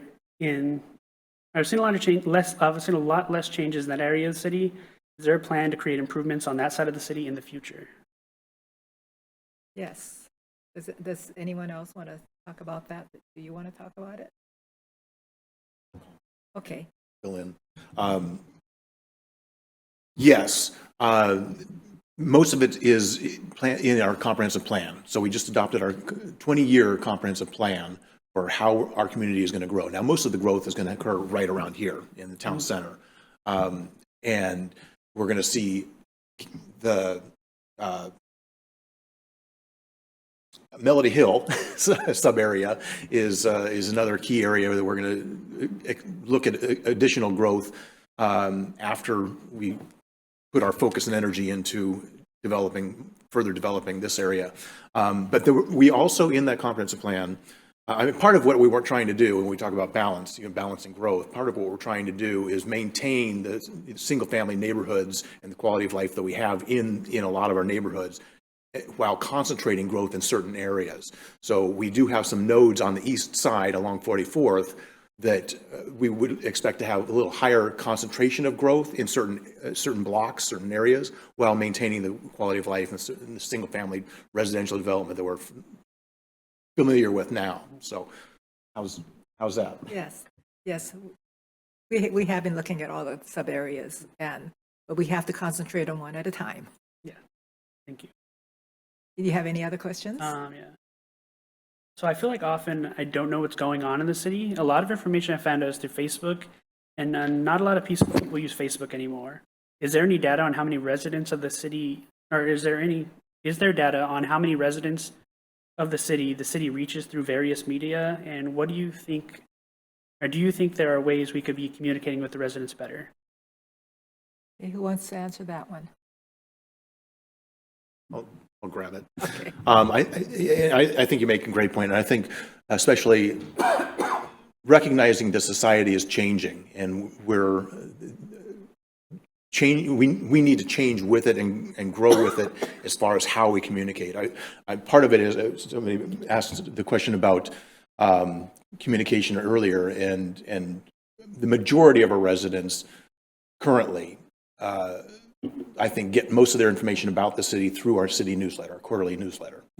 And I think that's a great resource and the one that has the most reach. But at the same time, I think we're doing a lot more in expanding that through our social media channels. I think part of it is recognizing, it's not just Facebook. I mean, we're also on Blue Sky, we're on YouTube, we're on Nextdoor. I mean, we've got like 5 different platforms that we're utilizing. I think we need to continue to monitor that and recognize Instagram is the other one, right? But there, you know, we need to gauge where our citizens, our residents are getting their information and be able to continue expanding our opportunities to be able to reach out to them and engage them.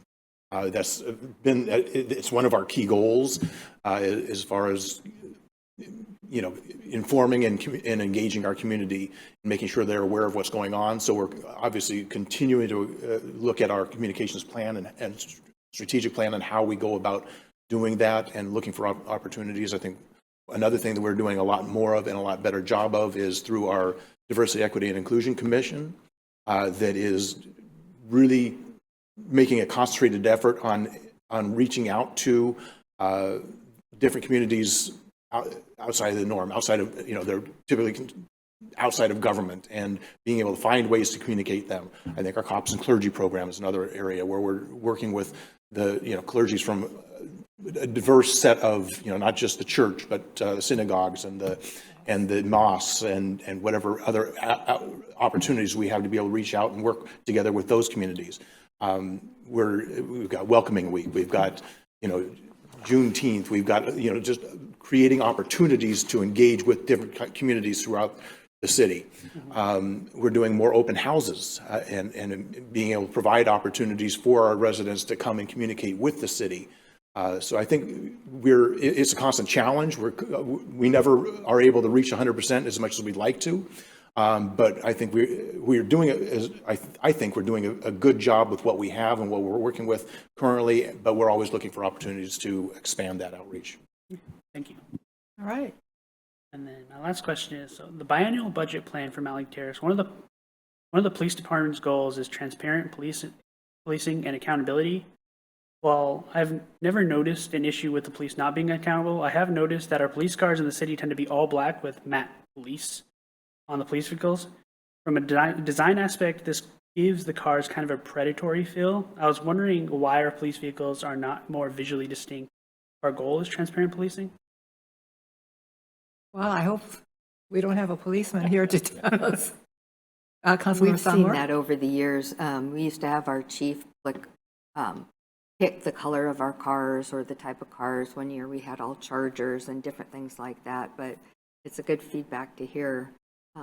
And we had another chief who only wanted black and white cars because they felt that that was what people recognized in police cars. So it's good to hear a different side of what you as one of our citizens is thinking about that.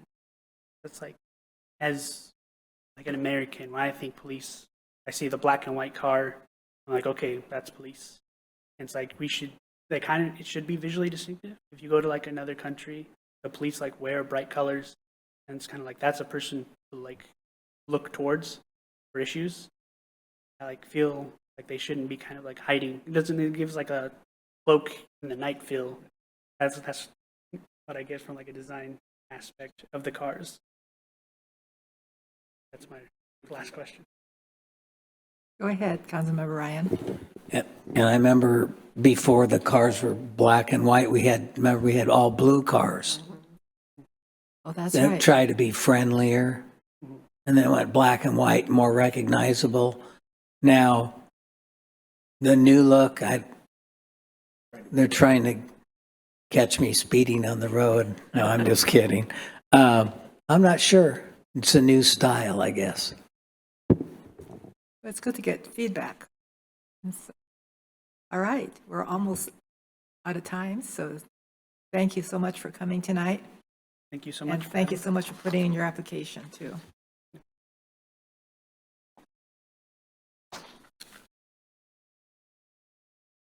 Thank you.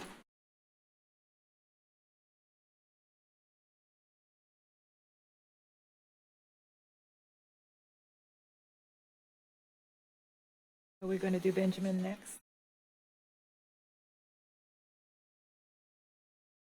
That's what it is? Okay. It's, Hi, everyone. hello. Okay, I can hear you all, I believe. I presume you can hear me as well. Yes, we can hear you. Good. Fantastic. All right, so I need to read this because we're going to be doing the same thing to everybody, asking Very the well. same questions. And welcoming everybody the same way, which is thank you for applying to serve on the city council. And we have received and reviewed your application. And you have 20 minutes to respond to 6 questions. So please manage your time correctly, or accordingly, excuse me. And first we have Councilmember Ryan to ask the first question. Thank you, Mayor. Nice to see and hear you, Ben.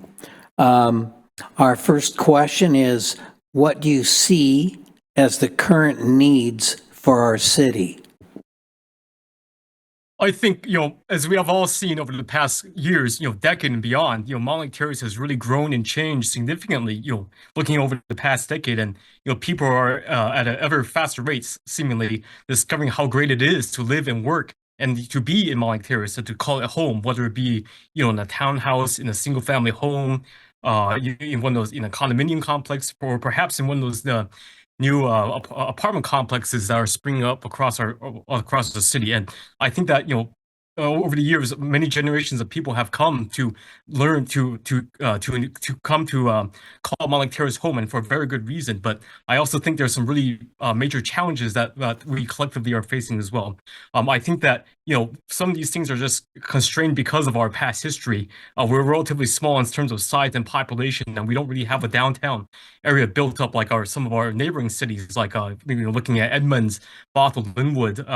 I think for some of these reasons, Mountlake Terrace is often, from my perspective at least, been regarded as a community where it's a place you live. It's not a place you kind of hang out in or be in or enjoy necessarily. It's necessary for like shopping or nightlife or that kind of stuff. So I think this challenge of not having these kinds of spaces where we can have these kind of things happen, these community gathering spaces, is really kind of makes it a challenge for the city to kind of foster this economic synergy, this community bonding, to foster this community engagement and growth that is really important for the city as we grow, particularly as we look for ways to fund the very important critical services that constituents rely on. So I think this is a really big challenge that the city faces, and I think that in terms of needs for the city, I think it's just to that point. I think there's a need to develop these kinds of spaces to make the city as a whole more attractive for both the newcomers as well as the people who already call Mountlake Terrace their place of habitance or where they work or not. And I think that that could take on a lot of different forms.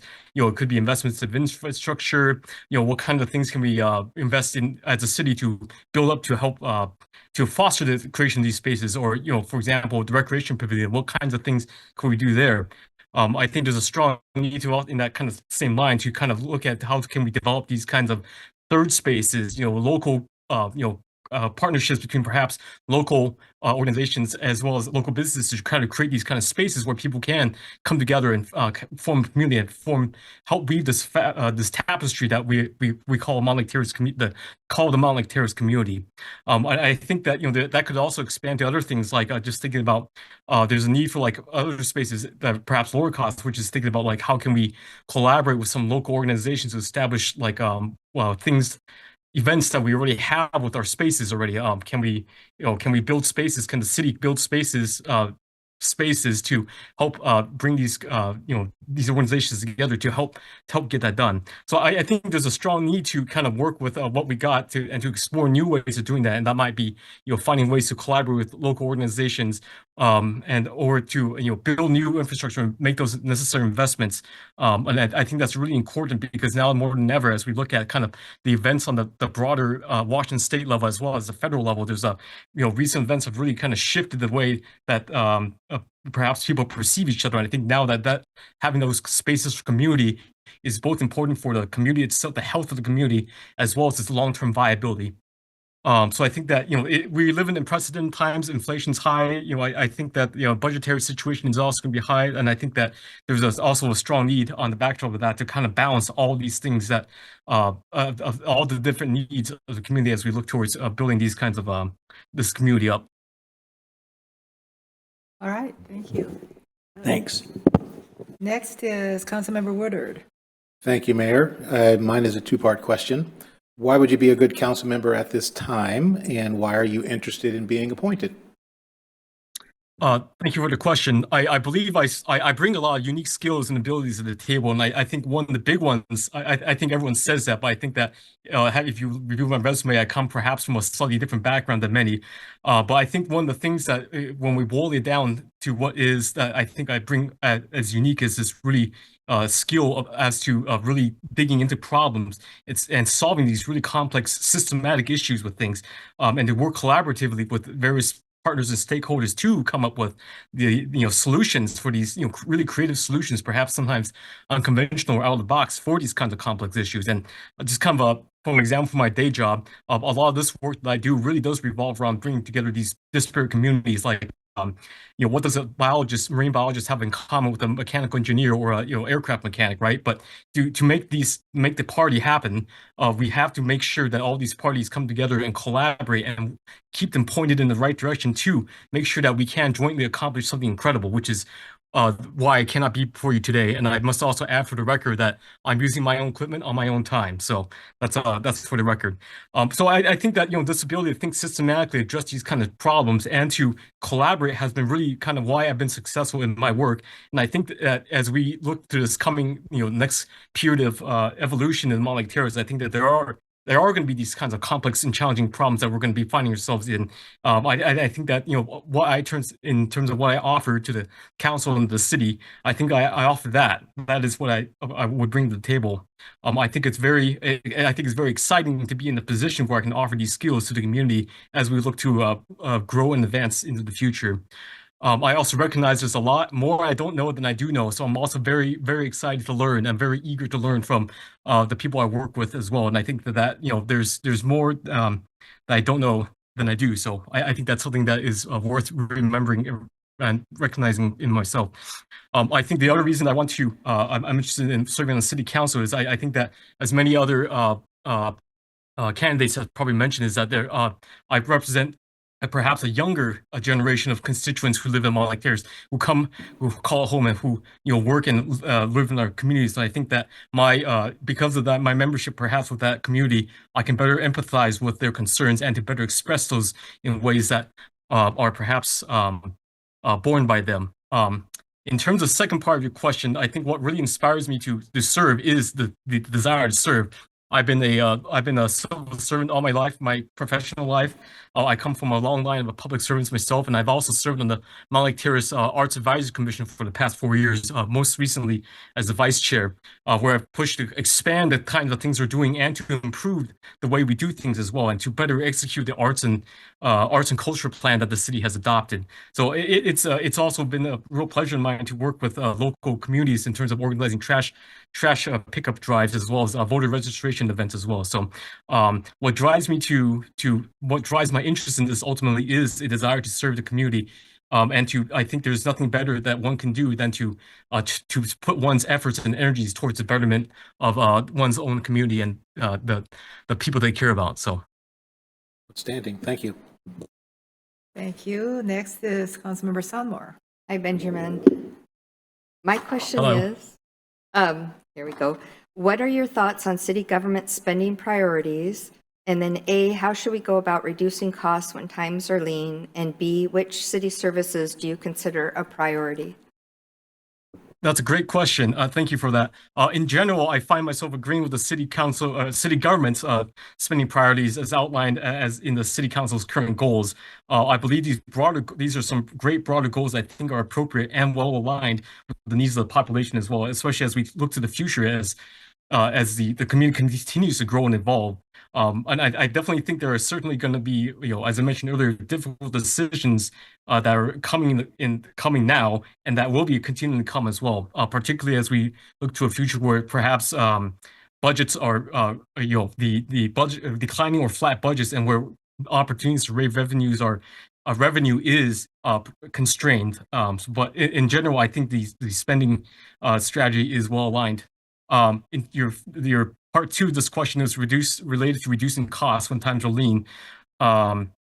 I think that, as I mentioned, challenging times are coming. I think, just think about knock-on effects from decline, cuts in the government grant at the highest level, as well as more local, state level kind of financial restrictions. I think that, there's going to be some real big challenges related to that. I think these kinds of, making these kinds of necessary reductions need to be really made in consultation with experts, subject matter experts within the community or perhaps within the region as well. And I think that when these kinds of decisions are being made, we had to also kind of keep this, these kinds of, having this broader strategy for what the city is, where we want it to go, what things are important and critical for the vitality of the community.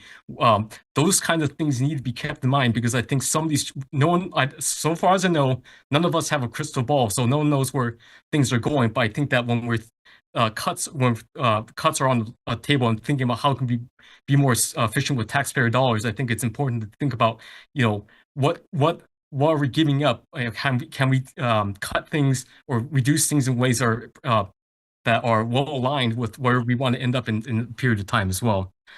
I think part of that too, I think it'd be very interesting to learn about what other cities are doing to achieve these things. Do we have to reinvent the wheel or not? Are we reinventing the wheel and we don't have to, or not? I think is something that is important to keep in mind as well. And what was the second part of the question? The third part? City. What city services do you think should be considered a priority? I think there's two that come to my mind. First and foremost, I think public safety is very important to me, and I think that perhaps my definition of that expands beyond just what we think of as law enforcement. I think that also expands to other topics like just pedestrian safety. I think that's a big topic right now as well. It's something that's really important because when we think about how the arrival of the light rail train and this desire to increase the amount of people visiting our local businesses and communities and exploring our parks and just enjoying our city in general, I think that is something that's going to become could become an issue. I, for one, am very displeased by having people blow by me at like 40 miles per hour in a 25. I think that making sure that our community is accessible, it is safe, it is a place that's desirable for people to come visit, enjoy, patronize our local businesses, enjoy our parks, particularly those people who are perhaps on foot or on bicycles, non-motorized vehicles. I think that making sure that they're safe as well is a really big priority. In kind of in a similar line as I mentioned earlier, I think some of this public infrastructure that we have for recreation. So this could be like I think our parks are beautiful, and I think that all those trees on there, I think from the pandemic and as well as the recent tree study that the city executed, I think that just from those experiences, we recognize how important it is these green spaces are for our community well-being. And I think that those investments in those kinds of, that infrastructure is really important, as is in a similar line, the recreation plaza. And just from listening to Renee on the Arts Advisory Convention tell us about how quickly the events programs fill up at the recreation pavilion. It's amazing to hear how quickly that happens. So I think it's these kind of funding, these kind of services are really important for the city to support. Very last thing I pitch for the commissions is I think it's also those are city supported as well. I think that that's another critical service because I think that gives an avenue for the constituents to directly have their voice in to provide it to city council as well as for the city to access subject matter experts and volunteers within their community as well. So everyone has a good stake and understanding of what's finger on the pulse and can advocate for what they believe in. All right, next is Councilmember Murray. Thank you. Thank you for being here, Ben. My question this evening is, what role do you think local government should play in addressing diversity, equity, and inclusion? I think local government has a lot to play. Personally, I find these recent attacks, this vitriol being flung around at perhaps higher governmental levels is, in my personal opinion, reprehensible and very disturbing to see, particularly as someone who is perhaps from a different culture cultural background or ethnic background. I think that, when we think about Mountlake Terrace too, I'm just thinking about that now and to think about how diverse our community is. We have people of all walks of life, of all different cultures, and from all over the world who call it home. And I personally find it very disturbing to hear a lot of this rhetoric that's been slung around. And I think for that reason, right, local governments have a really big role to play in protecting and promoting DIC, diversity, equity, inclusion at all levels within, and to protect it and to promote it within their community. I think there's a strong duty to accomplish that. I think that there's a strong need for the DIC Commission to continue finding ways to work with local organizations to engage with the public, to advocate for these important things, for the city to promote these ideals, these ways of life, the way things should be, to organizations and as a platform as a position that the city officially has as well. So I think that, it's now, I think in this really challenging time, I think it is critical for the local governments where we have our most touch points with on a daily basis to come out and, put forth support and to advocate for those that perhaps don't have as much of a voice as, louder voices in the room, perhaps, and that's what local governments are for. It's for supporting those who perhaps don't have a voice.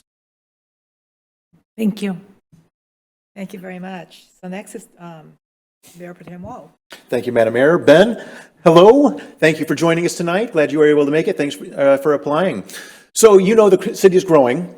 The key question, though, is, of course, how do we balance housing, community, and economic development with environmental resiliency and quality of life? That is a really big challenge, and I think it's, I think it's, we have to get all the stakeholders together in the room, right? I think it's really, how can one make a good decision in a vacuum? I think that's perhaps one of the biggest challenges. So I think from my perspective, being able to obtaining the community input is really key on this, and that could be, I think, understanding what does community want. I think that it's important to hear from all members of the community. I think it's also important to inventory who are we hearing from and who are we not hearing from. I think it's understanding the gaps where perhaps we aren't if you're not sampling a certain population, then perhaps the conclusions you draw about when you extrapolate that might be not correct, and you might have marginalized this entire group. So I think making sure that we have these community inputs from everybody as best we can is really important. I think there's also so I think that that's I think a big part of that. I think that there's perhaps some voices are louder. I think in terms of, especially when you think about like moneyed interest and such. I think that is a balancing that is a challenge. So I think that having this position where we want to bring these thoughts together, make sure we're all kind of on this equal playing field is really important. I think it's also important to kind of understand this broader impact of the decisions that are being made, that we're making for the long-term future. So I think, as I mentioned earlier, keeping in mind this broader long-term picture for where do we want to be and what kind of things are we doing, and what are the impacts of those decisions that we're making along the way, along our journey, our trajectory to where we want to be, is really important as well. So let's see. So I think that's, there's a lot to balance here, but I think that the primary, the big challenge is probably to bring all those people together. But I think once there's a good understanding of what the challenges are and where we want to be and what the impacts of those, I think that makes that making those decisions that influence the things you talked about really much, perhaps that makes the decisions that we make a lot more informed. Thank you, Ben. All right. Thank you. So we only have about 2 minutes left, but I do want to ask you the last question, which is, do you have any questions that you want to ask us?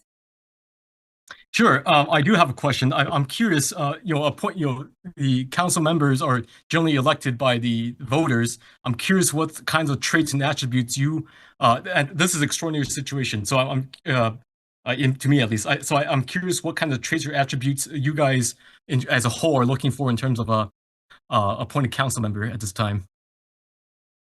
Does anyone want to answer that? You know, it was on his way out the door, one of our other candidates asked, what if you could put it in, since he only had 30 seconds to ask the question, what is the one word you would use to describe what you're looking for in a candidate for this position? My response is a team player, somebody that's going to work well with this team. You mentioned the need to bring all voices together to help us find decisions. And I think that's what we need here on this council is, and I think this council, I pride myself in this council, especially when we look at other councils around the region and the challenges that they have with each other and working with each other. And I think that we have a great council, and I want to keep those dynamics. I want to find somebody that is going to be a team player that's going to work together, that's going to help us, that's going to bring different opinions and diverse ideas to the table, but work together to help us solve the challenges that are in front of us. All right, so now we are now out of time. So thank you very much. Thank you all for your time. Thank you so much for joining us. Good night. Okay, we have 2 more people. Do we want to do a stretch break? Okay.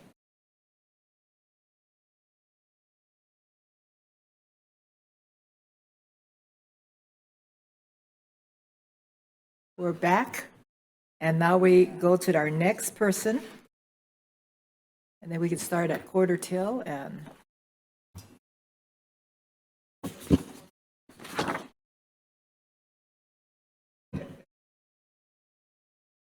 so that is 7:45 to 8:05.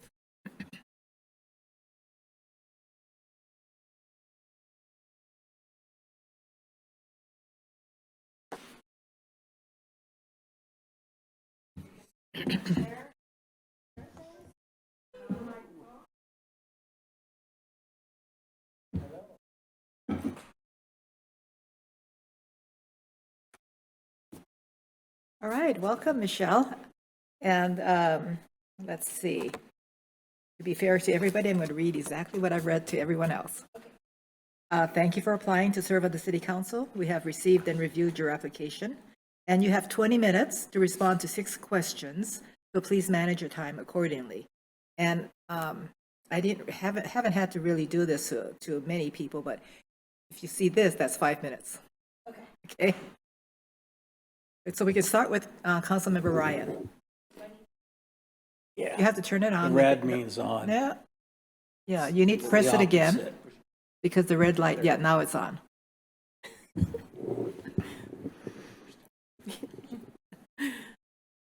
Well, thanks for being here. Nice to see you.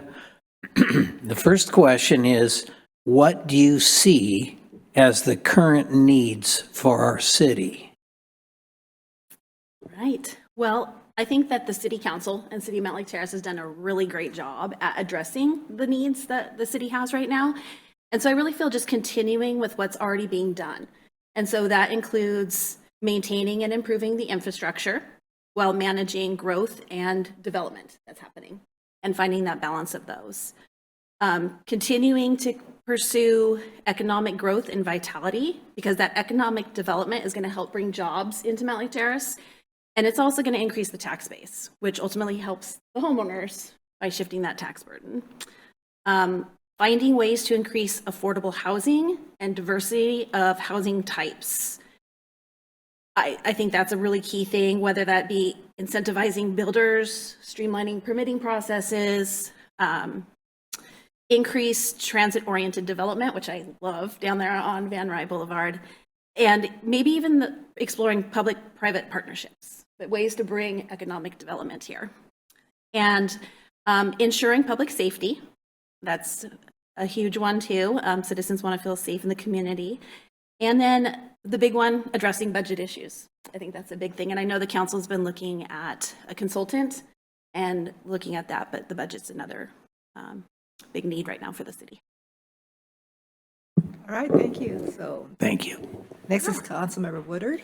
Thank you, Mayor. Mine's a 2-part question. Okay. First part is, why would you be a good council member at this time? Followed up by, why are you interested in being appointed? Okay, thank you.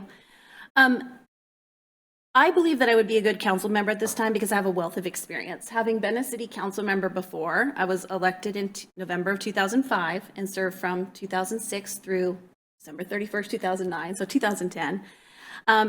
I had that opportunity to learn city government, to go to ASWC, to serve on intergovernmental boards, regional boards. And so I have the experience, I have the history, I have the insight, and an understanding what city government is and what this role is. And so I really could just hit the ground running and be able to learn the new things, learn from each council member, and be able to take off from there. I also would bring a collaborative approach and a dedication to serving the community. And I think that I have a proven track record of that in the past, of working with diverse groups of people to accomplish common goals and to achieve consensus, whether it be on the council or whether I was on the Community Transit Board, I was on the Board of Health, Puget Sound Regional Council. It was all kinds of different opinions, and everybody had a different way of seeing things, but being able to really sit down, talk through issues, and come to a consensus and work together. So I think that's why I would be a good council member at this time. As to why I'm interested in being appointed, when I chose not to run for re-election, I was pregnant with my daughter. The timing, I had a new baby coming on the way, but I knew I wanted to get back into it. It was always a desire, a passion, a love I had in doing things for the community. So the time's right in that aspect. My daughter's 15. I also have a strong desire to contribute to the positive growth and development that's happening in Mountlake Terrace right now. When I was on the council, we were starting that town center plan. We were, breaking ground for the parking garage. And so now seeing it all come to fruition, it's exciting. And watching the council, which I love, that it's not just Granicus recordings anymore, but you can watch you guys work, and hearing just the continued growth, and it's exciting, and I want to be a part of that and to play a role and to help the council achieve that growth and development. And I believe that my skills and experience align well with the needs of the council at this time. In general, just because of my experience in history, but also because this is a short window for an appointment, I think just having that background and being able to just come right in and make a contribution. Thank you. Councilmember Sonmore. Chair, mine's a little bit long, so bear with me here. What are your thoughts on city government spending priorities?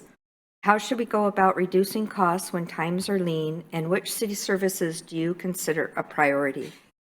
All right.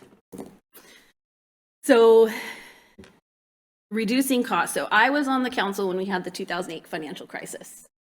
And so I don't want to say been there, done that, but that was a challenge, and you have to look for ways. So I understand that when these difficult times come, kind of like what we're facing now, and cities across the country are struggling with their budget, that you do have to look for ways to reduce expenditures. And so I'm not one who is going to be, cut jobs, cut positions. That's never going to be something that I would be in favor of. So I would take a more conservative approach to that and start by saying, well, can we start implementing lean management principles? What can we do with that? Let's look for ways to identify waste, to streamline processes. What sort of things can we do to start reducing costs that way? And then the other part I would just throw out is, I know when I was on the council before, we had to let parks, like the maintenance of parks, kind of go to the side. It wasn't something we could do. But we had groups of volunteers who would come out. And volunteers would come to the parks and they'd remove ivy and they'd cut the stuff down and do that sort of stuff. And so I think even if it came to really dire times, listening to our community, being transparent with them, having those conversations, we're going to find ways to get through these tough times. And an example that I just want to bring up to that is I was a huge advocate in pushing to get the Mountlake Terrace off-leash dog park when I was on the council. And it was not a budgetary thing, it wasn't there, but we created a Mountlake Terrace off-leash dog park task force. They went out, they identified different sites.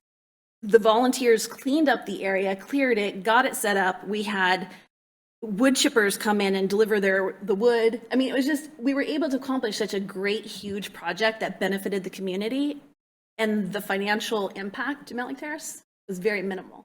So I think that when you start looking at needing to reduce costs, there's alternative ways versus just cut people, cut positions, cut services. As far as the second part to that, Councilmember Sonmore, about the priority, I think those are the essential services, infrastructure, your water, your sewer, your roads, those things you have to continue. Public safety, emergency services. So those would be the priorities for sure. Okay. Right, Councilmember Murray? Thank you, and thank you for being here. Yeah, thank you. So my question this evening is, what role do you think local government should play in addressing diversity, equity, and inclusion? Okay, great question. So I know the city of Mountlake Terrace has a DEI commission, and they help guide and they make recommendations. And I do look forward to hearing, if I'm appointed, hearing more and learning from them, because those really are the experts. They're out there, they're making the recommendations. So I really would look forward to hearing what they have to say and what input they would give. But as a issue of diversity, equity, and inclusion in local government, I think that it's important that the city ensures all residents and employees have an opportunity to thrive. And I think that's the biggest role, and that's ensuring equitable access to opportunities and services, whether it's coming into city facilities, whether we disseminate and get the information out to the community, but making sure that it's accessible to everybody. Representing, as a city, representing the diverse needs and cultures. I think that's really important. My daughter is mixed race, and so I know with her dad's side of the family, there's a whole set of cultures and things that, you know, I've incorporated into my life, and they're important, and recognizing maybe they weren't things that I grew up with, but they're important, and we need to acknowledge that and recognize that for everybody. Creating a sense of belonging for all residents. I think that's huge, is making sure that everybody has that sense of belonging. And then the other part, I think that as a city that we need to make sure we address with diversity, equity, inclusion is making sure that there's no systemic barriers that are going to disproportionately affect certain groups of people or exclude them. Thank you. Yeah. Thank you. Mayor Pro Tem Wall. Thank you, Madam Mayor. Michelle, welcome. Welcome back. Yeah, thank you. It's good to see you again. So, you know, our city's growing. How do we go about balancing housing, community, and economic development with environmental resiliency and quality of life? Yeah, great question. Plan. That's my plan. You have to have a plan. I think that the council historically, that's what we've done is, or you guys have done is plan. And whether it's the town center plan, whether it's a sustainability strategies, economic vitality elements, those are all plans to ensure that the growth that we're getting is the growth that we want. And if you don't have a plan in place, you're going to end up with the hodgepodge things happening that you're going to sit back, the community's going to sit back and say, oh, we really don't like that there. We would have rather had something else. So I think the plan is the key. As far as also having that balance with the quality life and economic development is, I think a part of that plan is we need to make sure it's visually appealing. And that's kind of what these plans do, is they make sure that, you know, you've got the trees, you've got the landscaping, you've got the sidewalks, you've got, it's pedestrian friendly, it's walkable. Those are all things that add to the quality of life, even when you're adding to this development and growth. I think maintaining our parks and public lands is important. I mean, Mountlake Terrace is blessed to have so many amazing parks in 4 square miles. And so recreation is an important part of a quality of life. So as we're building and we're developing, I think hanging on to those amazing resources and ensuring that we take care of them and have them available to people. And at times, like what we've done, you know, with the Frisbee golf, we diversify the parks. You know, Mountlake, the off-leash dog park, there's diversification to offer great assets to everybody. And then I think the last part of the quality of life is ensuring public safety so that people feel safe walking on the roads. They feel safe in their homes. And so I think that's how I would, all different things, but I think the key to achieving that balance is planning. Yeah. All right. So we have a few minutes left now. So do you have any questions for us? I did have 2. Okay. So what would you say are the key priorities for the council in the next year? Does anyone want to answer that? Councilman, oh, did you want to answer? I saw Councilmember Woodard to put his hand up. Just to give Mayor Pro Tem a night off here, he's been having to answer everything. Definitely getting out in front of this budget. You know, we're technically okay right now, but that's not the slope that we're on. And so I think you mentioned, or some time during the day, somebody pointed out, we have invested in outside assistance to help us with that process. But to me, that's probably the main priority. So I would leave it there. Just to add on to that, yes, I mean, our financial stability is going to be significantly and key over the next year and a half as we plan for our next budget. Another priority is, we adopted our comprehensive plan, and which sets the stage for where we're going and how we're going to get there. But now we have to implement that plan. And so a big part of that is going to be our housing action plan and adopting the middle housing code and the ADUs and other zoning and code ordinances, codes that need to be adopted to help us implement our vision for that. And then also our economic vitality strategy, we adopted that last year as well. And now we're just hiring. In fact, I think we're a week away from bringing our new economic development manager on board. And so getting that off the ground and implementing that part of the vision. Another key aspect that legally we need to get done by the end of the year is updating our critical areas ordinance. So those are going to be a couple of other big issues that are on our plate. Okay. Exciting. You said you had one more? Yeah, so I was just going to say, and I think Councilmember Woodard probably answered it, but one of the biggest challenges facing the council right now, and I would say is probably budget. So that was all. All right. And I did bring, I don't know if you guys have it or not, but I did bring for everybody, it's just a little list to show a little bit, because I didn't get to go into much about what I've done, but it's my civic leadership, things I've been involved with that maybe. Did she give that to you? We're learning our how to do things around here. And I know some of it was on my application, but it just kind of goes into a little bit more about the things. So, thank you so much. Thank you for coming How'd I tonight. do on my 20 minutes? Well done. All right. Well, thank you so much. Have a good night. Thank you. At least you didn't have to wait till 9:30.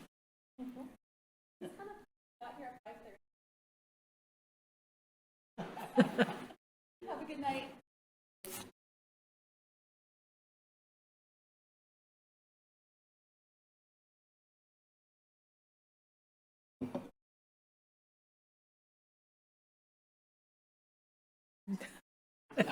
We have one left. Okay, so that he starts exactly at 8 o'clock. So you want to do something different? Oh, gosh. Look at it online. Yeah, you expand it. Yeah, I read this online, so it didn't. Yeah. Welcome. Thank you. So our last person tonight is Forrest, and I'm going to read the welcome, just like I did to everyone else. So, thank you for applying to serve on the City Council. We have received and reviewed your application, and you will have 20 minutes to respond to 6 questions. So please manage your time accordingly. And if you see this, that means that's how many minutes you have left. Okay. Councilmember Ryan, you have the first question. Well, hello and thanks for coming again. First question is, what do you see as the current needs for our city? Thank you. It's great to be here. Mountlake Terrace is a wonderful place. It's so exciting to be here and live here right now. The city and the city council have done a wonderful job in creating housing, in creating rental housing by light rail. And I think that is bringing new residents to the city. I think, though, what we are still lacking is middle housing and or long-term housing in the form of condos, cottage housing, backyard housing. And I know that isn't anything that the council has resisted. I know it's a state thing and even a national thing. And I know that there are changes occurring now that will increase the ability to have condo type housing in Mountlake Terrace. And I do think that we need to focus on applications for condos if they come in and other types of housing that will not only bring new residents to Mountlake Terrace, but also visitors. So perhaps like other types of places or businesses that will attract visitors so that we can make sure that we remain a destination for people from the region to come visit. Great, thank you. All right, so Councilmember Woodard? Thank you, Mayor. Mine's a two-part question. First part is, why would you be a good council member at this time? Followed up by, why are you interested in being appointed? Thank you. I never came to Mountlake Terrace until 6 years ago. And that's because I grew up in Kitsap County, so a little bit west, across the water. I went to school in Pullman, and then I lived in Seattle for a while. And then I moved to LA, and then ended up in New York City. So 15 years after all that, I wound up back in Ballard, and then we moved up here. So in my life and travels, I got to see the entire country, the entire world. I was working as an artist manager for a long time. So I got to experience all types of different cultures all over the world, work with people from different countries, different parts of this country, and really just listen to people. And I was able to soak up a lot of what makes this a wonderful country and what makes the world a great place. And I think those experiences applied to a position on the council would help the city. Not that it needs my help, but just I think I would be a good addition to the team. And I guess that kind of is why I also want to be on the council. I have a story from my touring days. We were in Roseburg, Oregon. Okay, Roseburg, Oregon is a small city, maybe bigger than Mountlake Terrace, but not much, in southern Oregon. And we were doing a music festival during the summertime. There was about 25,000 people there, the entire city, watching a concert, and all having a wonderful time. There was arts and crafts and food vendors. And I remember, this is in my 20s, I'm looking at this and I'm like, this must be paradise. Like, this is perfect. This is where I want to live. And then when we came here, when we moved here and we're on at Lake Ballinger for the 3rd of July celebration, I'm looking around, I'm like, oh my God, this is where I wanted to end up, and I'm here. And I give my wife a kiss, and like, wow, look we're here. We have backyards and barbecues, and that's a simple way of life. It's a perfect way of life. So I do love the area. I'm a real estate broker now, so I get to show people around the area, and I love showing people places in Mountlake Terrace. I want to make sure that people who live here can stay here, as they age gracefully, and I want to make sure that we have new residents who love it like I do. So those are my answers. Thank you. Thank you. And Councilmember Sonmore, you're next. Hi, Forrest. Hi. I have a long question here. It's, what are your thoughts on city government spending priorities? A, how should you go about reducing costs when times are lean? And B, which city services do you consider a priority? Okay, so I think when times are lean, there are things that people come to rely on in a city, whether it's infrastructure, whether it's services, whether it's knowing that the trash is going to get picked up.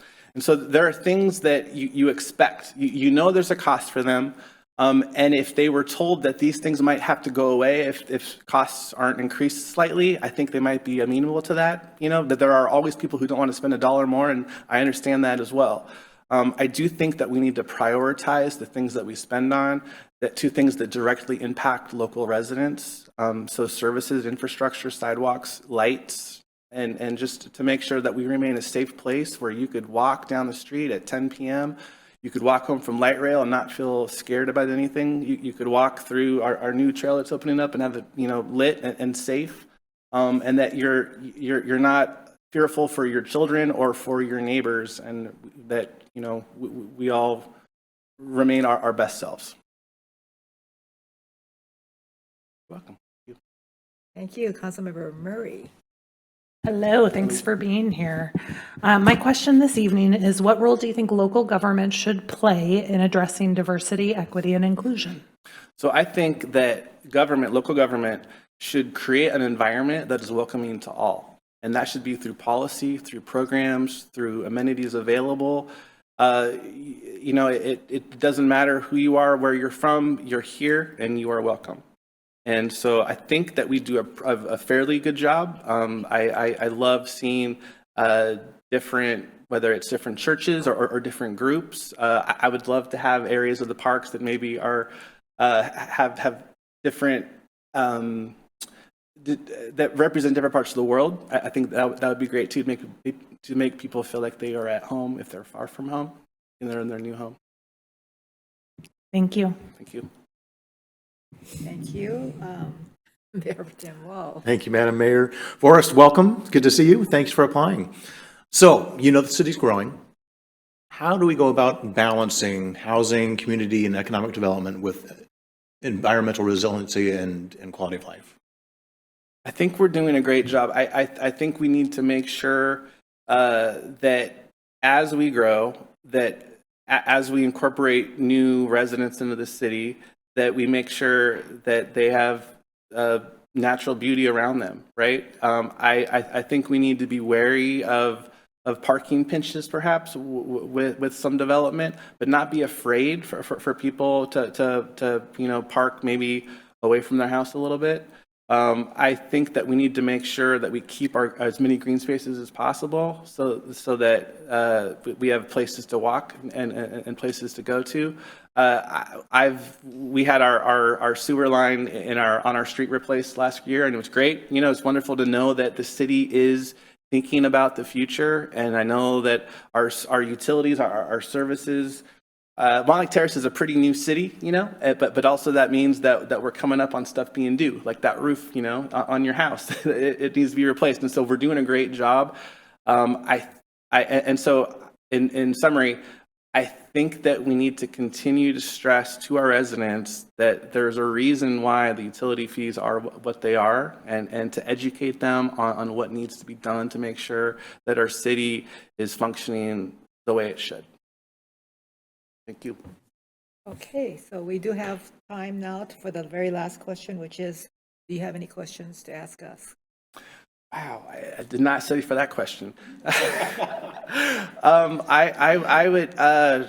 I don't really have any questions for council. I would stress that I'm here for the long haul, regardless of anything that transpires. I appreciate all of your work. I think that all of you treat this like it's your full-time job, and I know that it's not. And so I'm in awe of you all and the work that you do to make the city what it is, because it truly is a wonderful place. So and in looking, I saw some of the other names that are on the list, and I'm like, wow, well, there's 14 fantastic candidates. So whoever it is, it's going to be great. So I love that the way the city functions. This process has been amazing. I love being on Recreation and Parks as well. And so thank you for your time. I know that you've been here a long time, so I don't want to take up any more of your evening. So yeah, thank you. All right. Thank you very much for coming tonight. All right. Well, have a great night. Talk soon.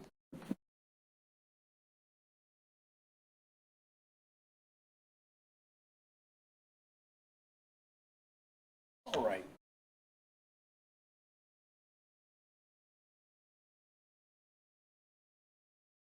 I was expecting this to be 10 o'clock. Oh, the meeting is now adjourned.